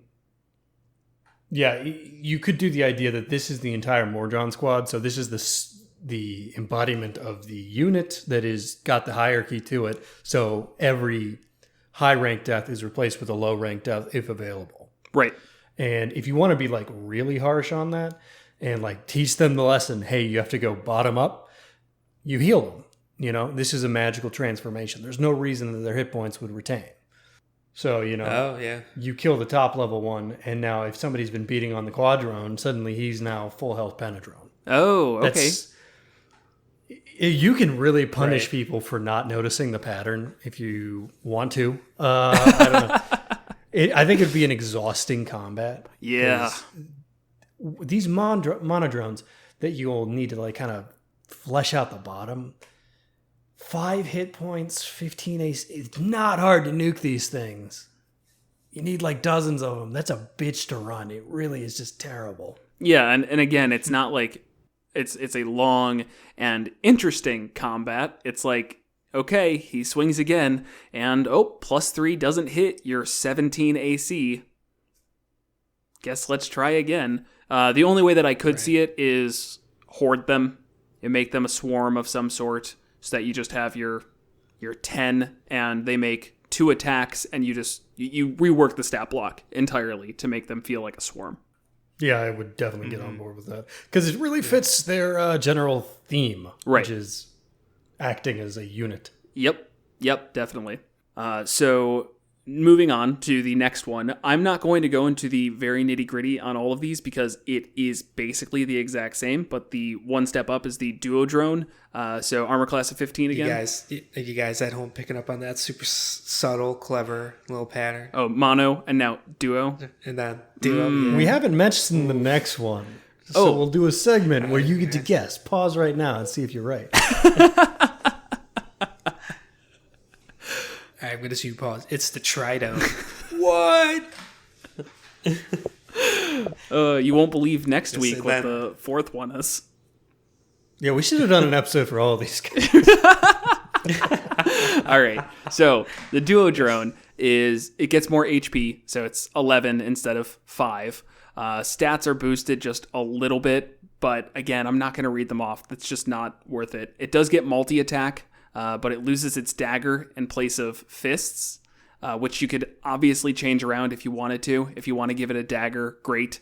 This would be way too much tracking as a DM, but if a mono drone upgraded to a duo drone, it should still have a dagger. I don't know why that would just like disappear. But Players just giving you shit. It's like, I know that monodrone had a dagger. Right. Make sure one of those attacks is a dagger attack, please. right. So if you want to track that, great. I would not. But if you want to give them weapons, I don't see why you couldn't.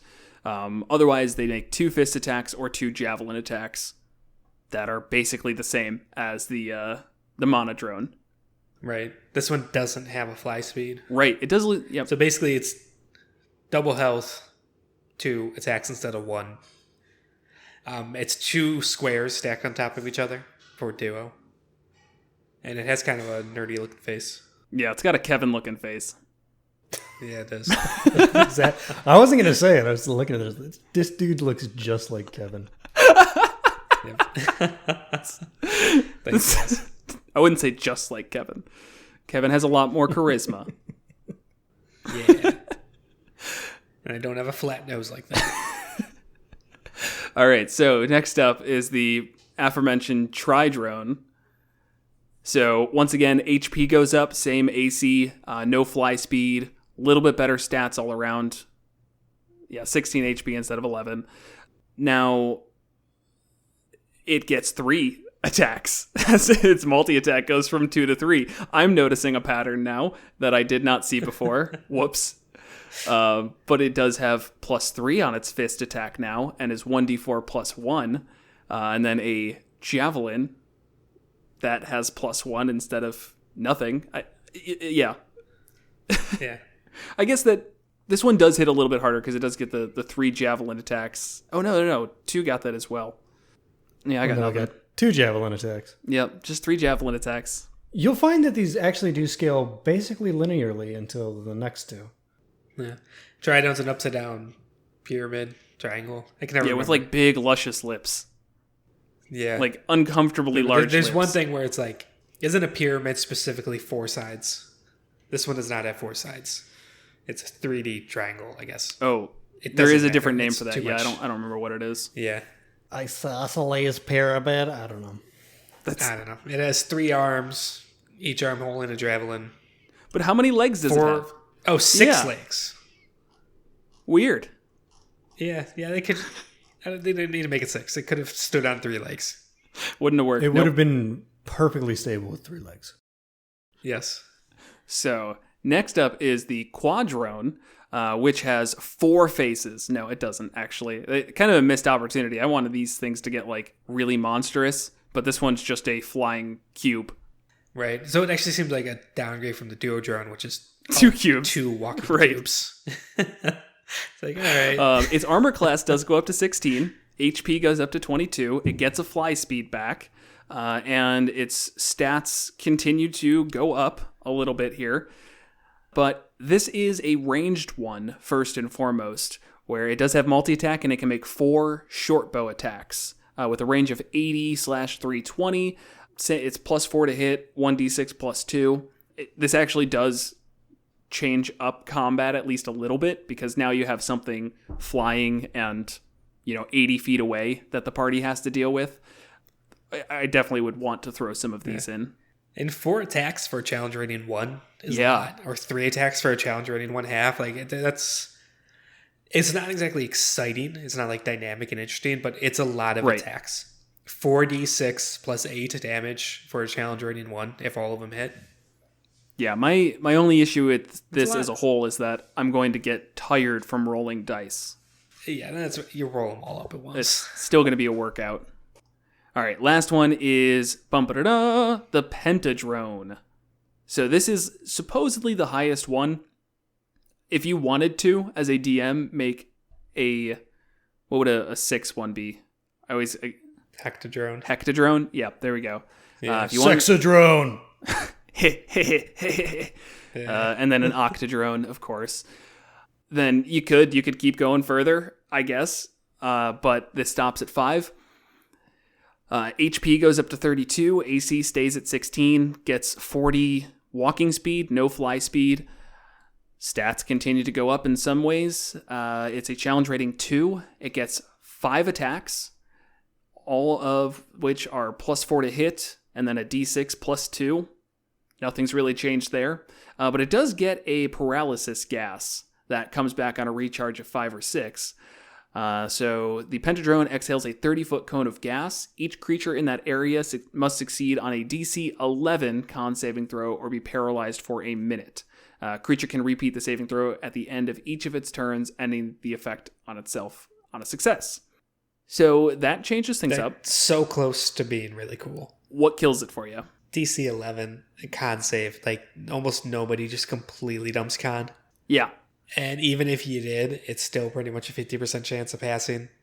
And it's most likely going to be much higher. I just don't see that landing. So the only thing that I will give is that with what Will was saying, where if one rises up in ranks, then it becomes like a fully healed version of this. At the very least, you could probably get a lot of these off and a lot of the paralysis gas in hopes that one person gets a bad roll. Or, a couple people get a bad roll, whatever. And thinking about how this would play out realistically, it creates a focus. Because if the first turn this thing shoots out a paralysis gas, the party shouldn't know that it's a DC 11 to pass. So all that they know is that they just made a Constitution saving throw, and they don't know how often this thing can do that. So their first thought is going to be, kill the thing that is, maybe it did paralyze somebody, or kill the thing that has the potential to do something harmful when the rest of these are just doing chipping damage. So it very much becomes a focus. You kill that one, and then the Quadrone just boosts up to a 5, and now it's got another paralysis gas. So it at least creates some tension, I think. Yeah. If they manage to land even just one round of paralysis, though, like with the amount of attacks these things get for such a low level, it has the potential to be extremely deadly. Advantage in every attack, and if it's within 5 feet, it's a guaranteed crit. And then, another Pentadrone comes up and whacks you with arms 5 times. Yeah. Each one with advantage, +4 to hit, lower level. So each attack is 2d6, hits 5 times. That's 10d6 +10. That's going to kill anybody that's going to be fighting this at Challenge Rating 2. Yeah. Which I guess to some extent makes me not like it as much because it almost seems like that's coming out of nowhere and is almost overly punishing to some extent here. But again, it's such a low DC. Yeah. That's why I think this doesn't fit very well for what we often traditionally describe as the just kind of like challenging, fun, normal combats. Throwing like hordes of these things at a higher level party makes more sense to me because that is just an instant death sentence if you play it correctly. Right. Whereas if you're level 10, that's like not fucking around. It'll be annoying, but you'll be fine. Yeah. Right. Now, if this was against a level 10 party, which I could see doing with the right numbers and with, again, making hordes of them, I would definitely raise that DC because that's just not going to get failed. You can't raise the DC, bud. You gotta add more. You gotta add more sides. Maybe the Dodecadron has higher, DC, but not this guy. Honestly, though, I do like that concept. I do like the idea of having, if you want it to be against a higher level one, then you could throw up a more multi-sided one, and that could get interesting. 20 attacks on a paralyzed creature.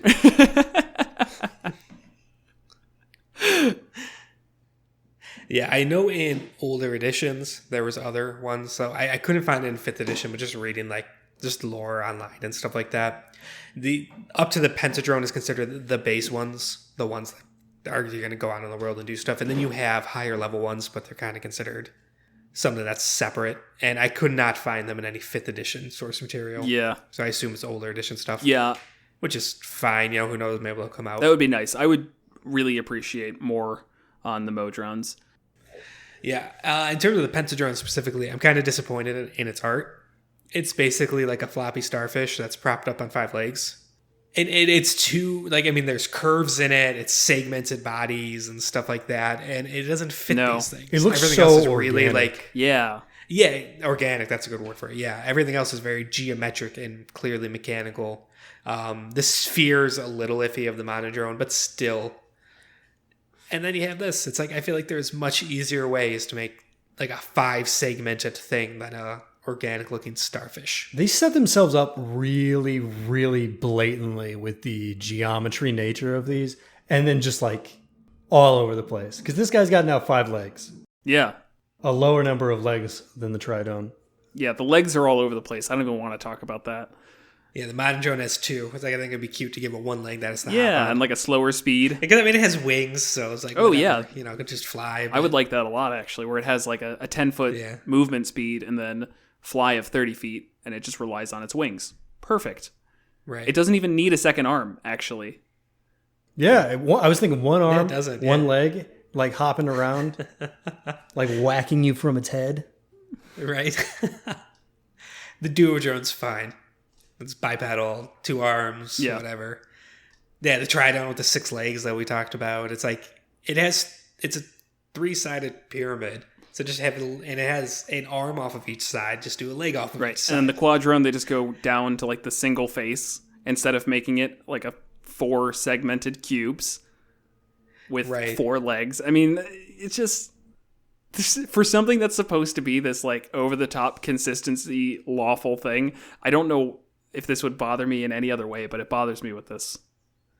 Right. What they should have done with the Quadrone is they should have added 4 bows. Sure. I'd have been totally fine with that. Or like a firearm of sort. They have like built-in guns, basically. That has the same stats as a short bow, but I do like to imagine if we're talking about the ones that aren't in 5th edition, but like it continues along where you get to like 20, 30 shape or sides. And it's just like, what the fuck do those even look like? Those would be like true horrors. Right. I mean, and naturally, when you get to the 21, it's of course going to be a D20. Oh, yeah. Yep. You just have to. Good call. The fact that I missed that. You roll a D20, that's how many attacks it gets. Instead of, and that's how many attacks hit the party. Oh my gosh. Oh, natural 20. Oh my gosh. I actually, to some extent, like that just because it could roll itself. And like it has numbers on it. It would be a total like meta monster to fight. Yeah. But it's just like sucks in all of its arms and then just rolls forward 20 feet and then just pops out on a number and then makes that many attacks. Or just does that much damage. Yeah. Just, there you go. Here's 20 damage. Yeah, just explodes at 20 damage. Yeah. I like it. I think you get to like the black sheep of the Modrons, the irrational numbers and stuff. They make them like eldritch horror level stuff. Viewing them breaks your mind as you can't quite comprehend the shapes that you're seeing. And like Primus just kind of like got high one day and accidentally made this. Isn't that Fractal the slotty? Modrons. Those are just frogs, man. They're not like incomprehensible shapes of eldritch nature. Just frogs. Yeah. They embody chaotic evil, but is there a chaotic good? So Celestials embody chaotic lawful. Modrons lawful. I'm sorry, not chaotic lawful. Lawful good. Celestials lawful good. Modrons lawful neutral. Devils lawful evil. Demons chaotic evil. Slotty chaotic neutral. Is there a chaotic good? I think some Celestials are like a unicorn's chaotic good, but that's not like its own class of thing, like devils, demons, slotty, whatever. I'm not sure off the top of my head. Maybe Fae? Fae are all over the place. Yeah. I don't know. There's like a general Fae that probably is close to chaotic good. The like elvish kind of themed stuff. Right. Yeah, worth looking into. I don't know. Yeah. To bring up the slots, one idea that I had was that the whole thing with the slotty, as I understood, was that Primus kind of ignores them and is like, yeah, it's not my problem, even though everybody knows that he made them on purpose or on accident, whatever it might be. So I imagine that Slotty and Modrons have not like a explicit connection to each other, but Slod's kidnapping Modrons and then corrupting them with chaos would be somewhat interesting to me. This idea of just making, basically they could be minions for a Slod fight with like the rogue ones, because their energy specifically is corrupting them, and they, above any other beings, know how to corrupt these things because they're Primus's embodiment of chaos. Yeah, it makes as much sense as any other explanation. Yeah. Yeah, I got nothing else on these things. No, they're neat little guys. I'm glad that we've talked about them because they've been on our list for a while. But boy, I don't think I'll ever actually end up using these. The flavor is way better than the mechanics. Yeah. Exactly. They're more to be interacted with. Here's some stat blocks just in case. Right. Yeah, they were great in Out of the Abyss. I'll say that. That was a lot of fun. Yeah. And we did not... I don't think combat even came up. No, because we're not... No. You weren't Why were we going to kill it? It said that it could help us get to where we needed to go. It was friend. Yes. That you named something. It doesn't matter. Oh, man. We named him March. That's all he would say. March. All right. That's everything on the Modrons, which I think we've said different every single time. You guys definitely threw a couple Modrons in there. There's no R. Yeah, the Modrons. I keep adding that R. I don't know why. A couple of moron drones, am I right? Yeah, so let's move on to our Ask Monsters and Multiclass segment. We're actually going to do this time because we didn't go super long. I don't know, we kind of did. It's still probably at like almost 2 hours. Yeah, we're at an hour 50. We should skip it again this week. You know what's actually really funny? The person who, I'm just checking this now, the person who called us out was Penguin Knight, and that is actually whose question we're answering today. So he must have just known. Anyways, the question is, again, from Penguin Knight, spelled like a elite hacker with a bunch of 3s, 1s, and 7s. Do you guys use a lot of traps? And if so, how do you go about making and running them? Never even heard of a trap. Jared actually has probably a big spiel on this because I know he's been doing a lot of and I think they're pretty good experiments on complex traps. Yeah, and a lot of that was stolen from the initial write-up by the Angry GM about complex traps. Like everything of his, I take the idea of it and change it around because I feel like everything that he does is way too gamey and I don't like it. But Yeah, I'd say the first thing that I have done is taken the concept of traps and put a couple of ways to... Geez, I should have pre-written something because I've got, I guess, a lot here. All right, so yeah, I definitely have a couple of aspects of traps that I have been trying to tackle because I find that there is an issue with the expectation of traps in a basic dungeon. So my main problem is that if you always just set up traps randomly, then the party is going to consistently look for traps, which then takes out any possible fun of a trap in the first place, because the whole point is it's supposed to catch you off guard. But that doesn't feel very fun when it's just like every 10 feet, you either pass the perception check or you fail the perception check. And then from there, it's, do you pass the other check? I just don't feel like you're gaining anything out of that, and it makes it feel pretty boring. So one of the first things that I did was apply a method of learning what the trap is and making dungeons have specific themed traps. So with one that I did, it was like arcane runes everywhere. And it was basically the same one. And they offered different events that would happen if they were set off. But just seeing it wasn't enough to, use your thieves' tools to just turn it off. There was more to it that the party needed to try and figure out. So the traps themselves became a consistent thing in the dungeon, but they also were a puzzle in themselves. And let's even just start with that. Like, how did you guys feel about that? If you remember them. No, I found it interesting. I remember that there was some reason we kept failing our rolls to see them. Yeah. Before they even went off. And so we ended up just getting hit a lot without having that chance to try and figure them out, which kind of slowed it down a bit. And that was somewhat bad luck. I remember that. So the way that it was set up specifically was there were candelabras all throughout the dungeon. Most of them were copper, but occasionally they would be gold. So that was the first thing that you as a party needed to figure out. And after a couple of times, you guys did figure that out. So from that point, I said, anytime you come across a trap, you'll at least see the trap itself and know that one is coming. But then the next step was trying to find the source of it. Where I kind of like the idea behind it. When you have a situation, a lot of people go to this full Tomb of Horrors where every single dungeon was crafted with this brilliant, malicious intellect devoted to challenging intrepid parties of diverse, skilled individuals. Right. That's the dumbest thing in the world.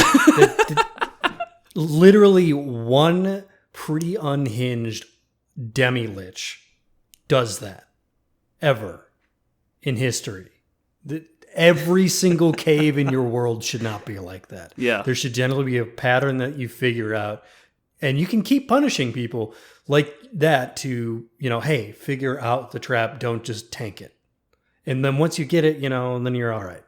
Right. And I know that for that dungeon specifically, there was just a lot of just bad rolls left and right that seemed to make it a bit more of a slog than I think was originally intended.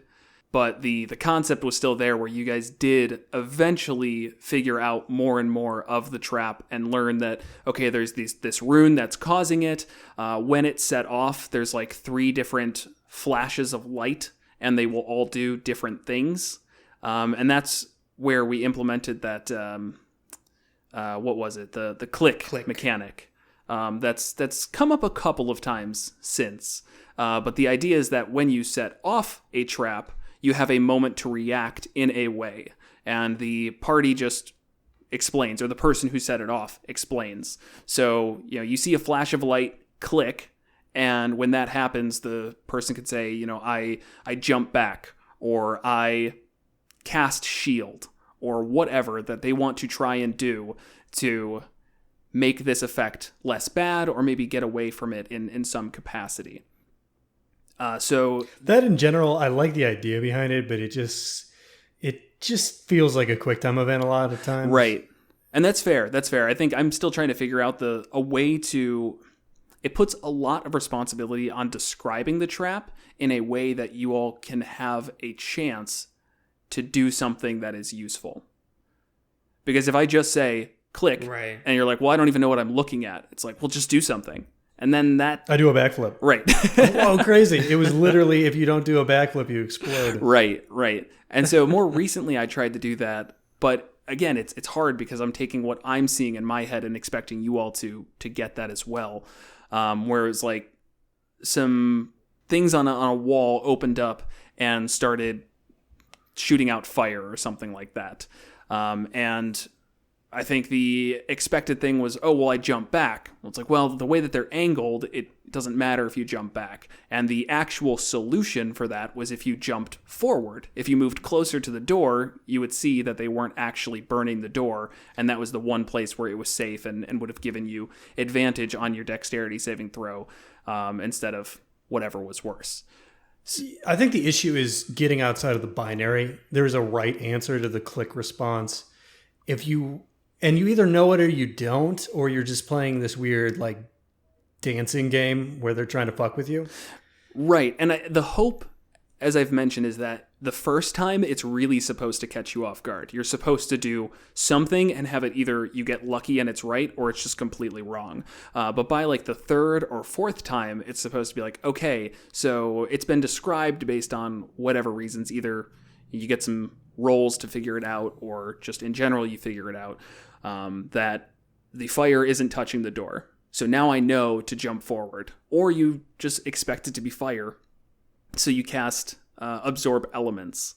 And that's fine too. Now you have that option. So yeah, there is some trickiness to it where it is just supposed to be a learning experience. Yeah, and in that sense, I like it since you keep running into the same trap. If it is just a one-off trap and it has that click mechanic, it does just feel like a crapshoot. It's just like, I have no idea. And I know recently that did happen. It was fine. It was a one-time thing. But when we were in that temple to the water temple to the water god, I know there was a couple traps where it was just like, it was the only instance of this type of trap. And it's like, oh, it's a random guess. It doesn't really matter. But yeah, and the ones where they keep coming up and it's just like slightly different iterations and you kind of learn it and learn what to look for. I like that a lot. Yeah, and that's definitely what I'm working towards, but it is a work in progress. I have not perfected this just yet. The other thing that I have seen from my playing of Pillars of Eternity is that very often they will have it so that if you try to see the trap or like try and disarm it and you fail, I think what I've always done is if you fail disarming the trap, it sets off. But there's another very clear way that you can do this, which is you try and disarm the trap, and on your roll, you get a low roll. And now you're just kind of looking at the trap, and you're like, you can't figure out how to disarm it. So now your options are to either set it off and accept the consequences or leave this thing be.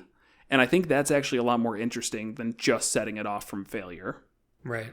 So that's one with like locked boxes and things like that. Mm-hmm. But yeah, once again, it's D&D. I mean, you couldn't figure out how to disarm it. Well, fuck it. I open it. You're never going to leave a chest unopened. No, seriously, and that's very true. Giving the responsibility to the players to say, you tried, you failed, but you can still open it and just take that risk. That's fine. And maybe you introducing that click mechanic still, you discern what the trap is and you see like, oh, it's poison gas. When you open this, it is going to spray poison gas. And the player goes, okay, I want to disarm it. You try, you roll low, you fail. Now they still know, they have an idea of what this trap is. So if they want to open it, they can say, oh, I'm going to, I don't know, I want to open it and just throw it across the room and close the door and just let that dissipate for a while. Or we're going to cast Gust of Wind and start moving the air away from us and down the hallway. It lets them actually, again, take some actions here when that click occurs. Or the rogue uses friggin' mage hand. And that's another thing that I think is worth talking about is I have recently mildly struggled with setting up traps that are actually going to, I guess, with that idea of like a locked door, you unlock it, trap flips. That's very difficult when you have an arcane trickster rogue who can pick locks from 30 feet away. And yeah, there's options. And I know we've talked about this Magic before. missile, man. True. And there's ways to counter it. Magic missiles, one, just whatever, effects that go further than 30 feet. But something that I have had to tell myself recently is just let them pass it.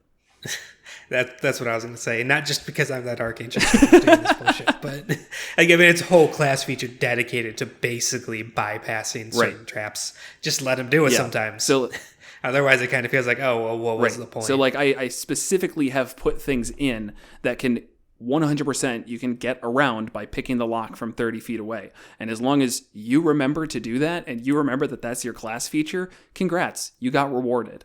And I think to some extent it feels a bit weird from the DM's perspective because they're like, well, what's the point of a trap if they can just automatically succeed on it? Yeah, there's zero consequences there, right? And the consequence is if the player's not paying attention. If the person forgets that they have this ability, or somebody else jumps the gun and they forget that their person has the ability, then you still have some recourse to punish them. But overall, if you're making the players feel cool and they overcome a challenge, you're doing your job as a DM. Right. And in terms of countering that, because there are times where you do want to make it where that's not just the solution every single time, just setting up like the area, make it cramped. It's a locked door that's 5 feet around a corner, and 5 feet from that, 10 feet from that, there's the other wall. And so like you kind of have to be standing right there to pick it because you have to be able to see it. Right. You know, stuff like that. Yeah, it's the boxes that you can't. It's hard to get the rogue with the boxes without seeming spiteful. The box. Oh, like a locked box. Yeah, a locked box. Oh, right. So, for instance, inside the box, there's a special magical trap. The first set of eyes it sees, needles just instantly right in the eyes. It's like, mage hand, nothing. Ah, both eyes. Immediately. Oh, when you walk up to it? Immediately needles. Officially, with Glyph of Warding, you can set some pretty specific conditions.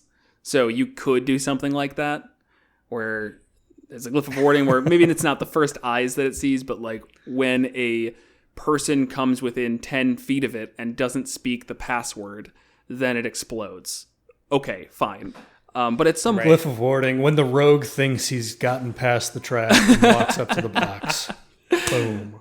Yeah, it's just a matter of how mean you want to be, because that's the thing to keep in mind as the DM is you need to make traps that are fun.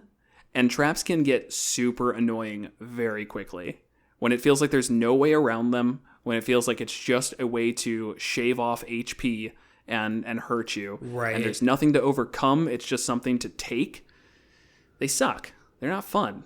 Right, yeah, when there's no way around them, it's like an HP tax. Just as the DM say, oh, you're all sick and your HP's lower. Right.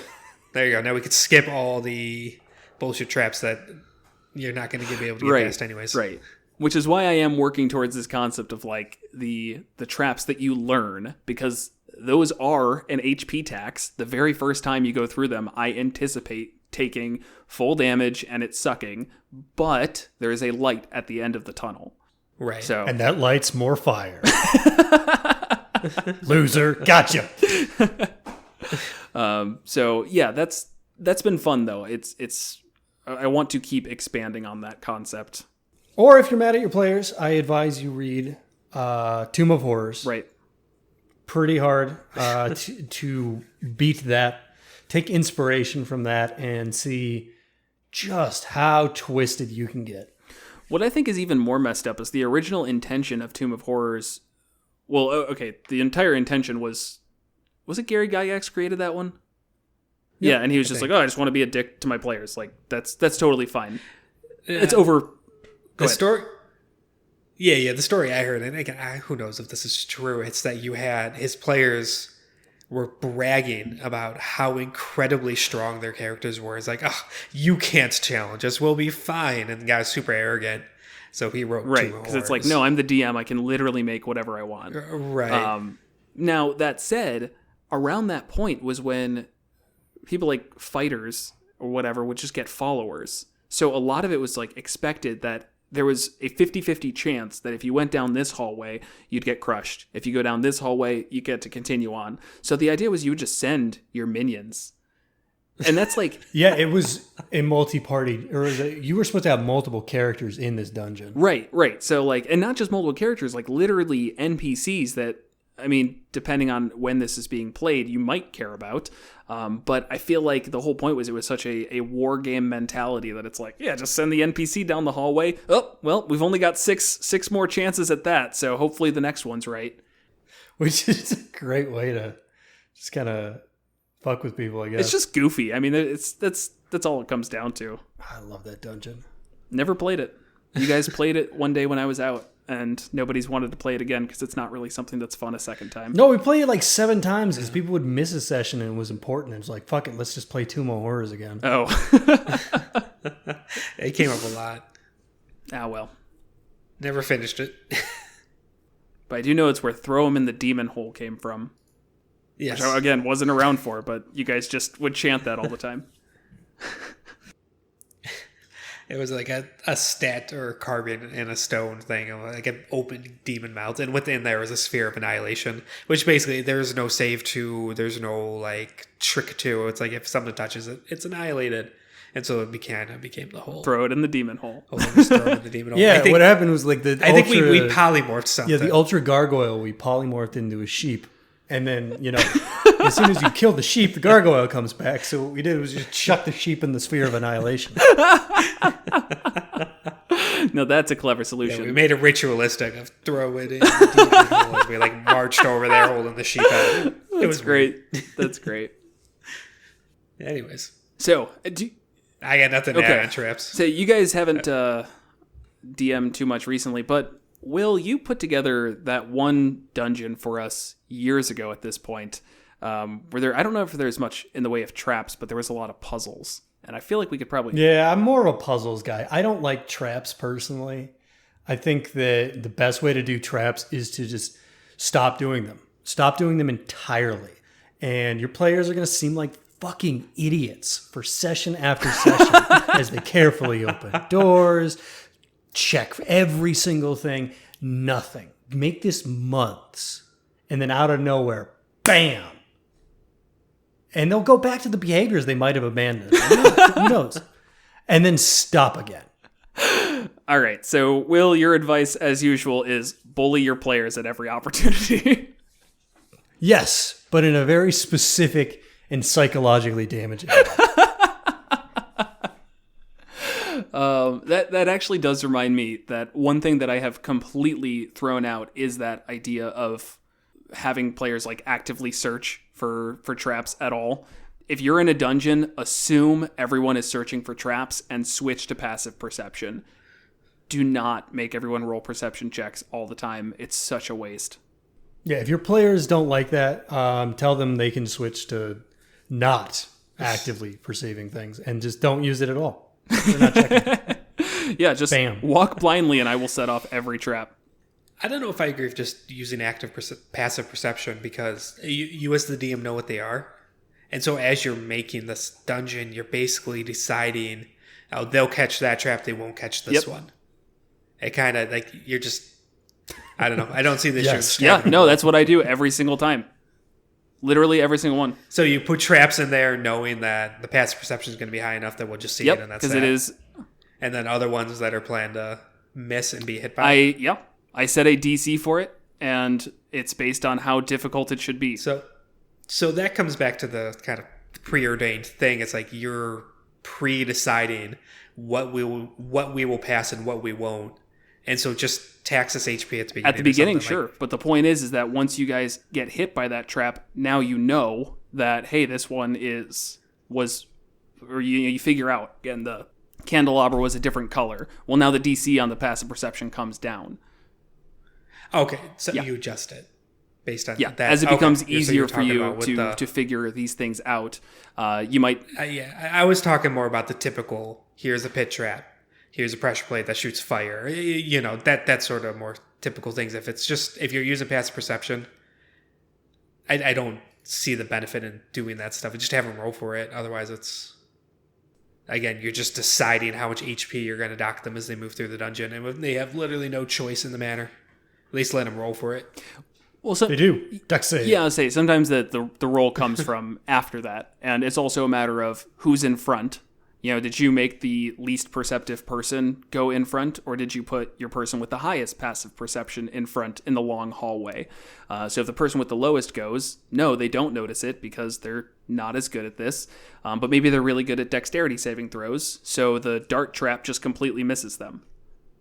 So maybe it's a matter I think the thing worth noting is you do have to add what you tried to do is this extra dungeon thing is there is a cost to actively being perceptive throughout the entire dungeon that some people just ignore. You know, you can't roll a perception check every 30 seconds without that seriously slowing you down. Right. And if there's no cost to that, they'll do it all the time. And it just doesn't make for a fun or interesting game, in my opinion. Right. And what I'll say as a follow-up is, and I don't know if I've done this in the past, but thinking about it going forward, to me, if relying on that passive perception is what you want to do, should probably have traps that you can succeed and take 0 damage from. Like if it's a dex save and you still are going to take half regardless, then it becomes an HP tax. But at least the roll is on activating the trap. It isn't on perceiving it in the first place. So, yeah, I think we're still figuring it out. Traps are a tough one. I don't think that there's been too much. I've used, you know what? There's still more to talk about. I have used the complex traps from Xanathar's Guide, which I don't know if you guys have ever read up on. I like that a lot too. And I have used those before where it's like there's a lot of things that are specifically happening. And I think I used them most often in a campaign that neither of you two played in. But there's one that's like something at the very end of a hallway is causing everybody to constantly have to make wisdom saves or they become frightened, which of course makes them run the opposite way, I think, or it was stand still. Either way, we'll say they ran the opposite way. And along the path, there was a bunch of swinging arm blades and pit traps and whatever else. So they had to make their way towards the other end of the hall while dealing with all of these hazards. But they could interact with each set individually, where maybe they could use their thieves' tools to disarm the swinging arm blades, or they could, if they could jump far enough, they could get over the pit traps, or they could use a spell to allow them to levitate or whatever, all while dealing with this arcane object at the end of the hallway that was causing them to be frightened and keep running backwards. So things like that I find really tough to set up. I think that's like the actual example in Xanathar's that I just stole. But there's still, it's like a neat concept of having traps in initiative and actually like having to go through and tackle each problem one at a time, but being totally aware of them. Yeah, I really like the complex traps, and to me those feel more like puzzles than traps. So. Fair. Where there's a lot of things you have to work out. You guys kind of ran through a dungeon of those at the end of Out of the Abyss. I sort of homebrewed like the last sort of major kind of typical dungeon thing. And I put a bunch of complex traps in there, some take, some modified, stuff like that. And I thought that one ended up being really memorable. I know I enjoyed running it. I loved that one.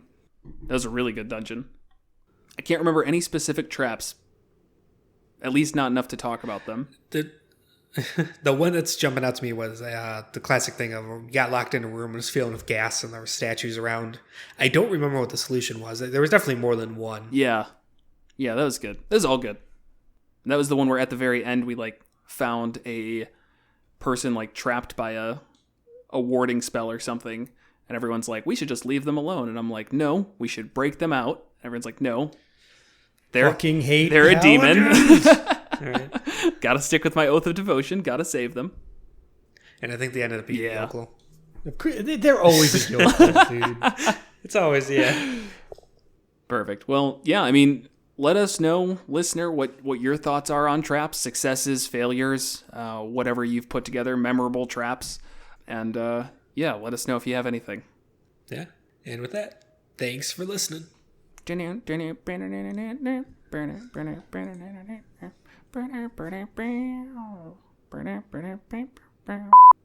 Next time on Monsters Multiclass.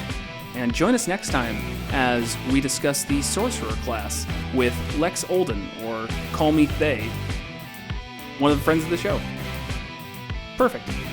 Good as any of our other outros.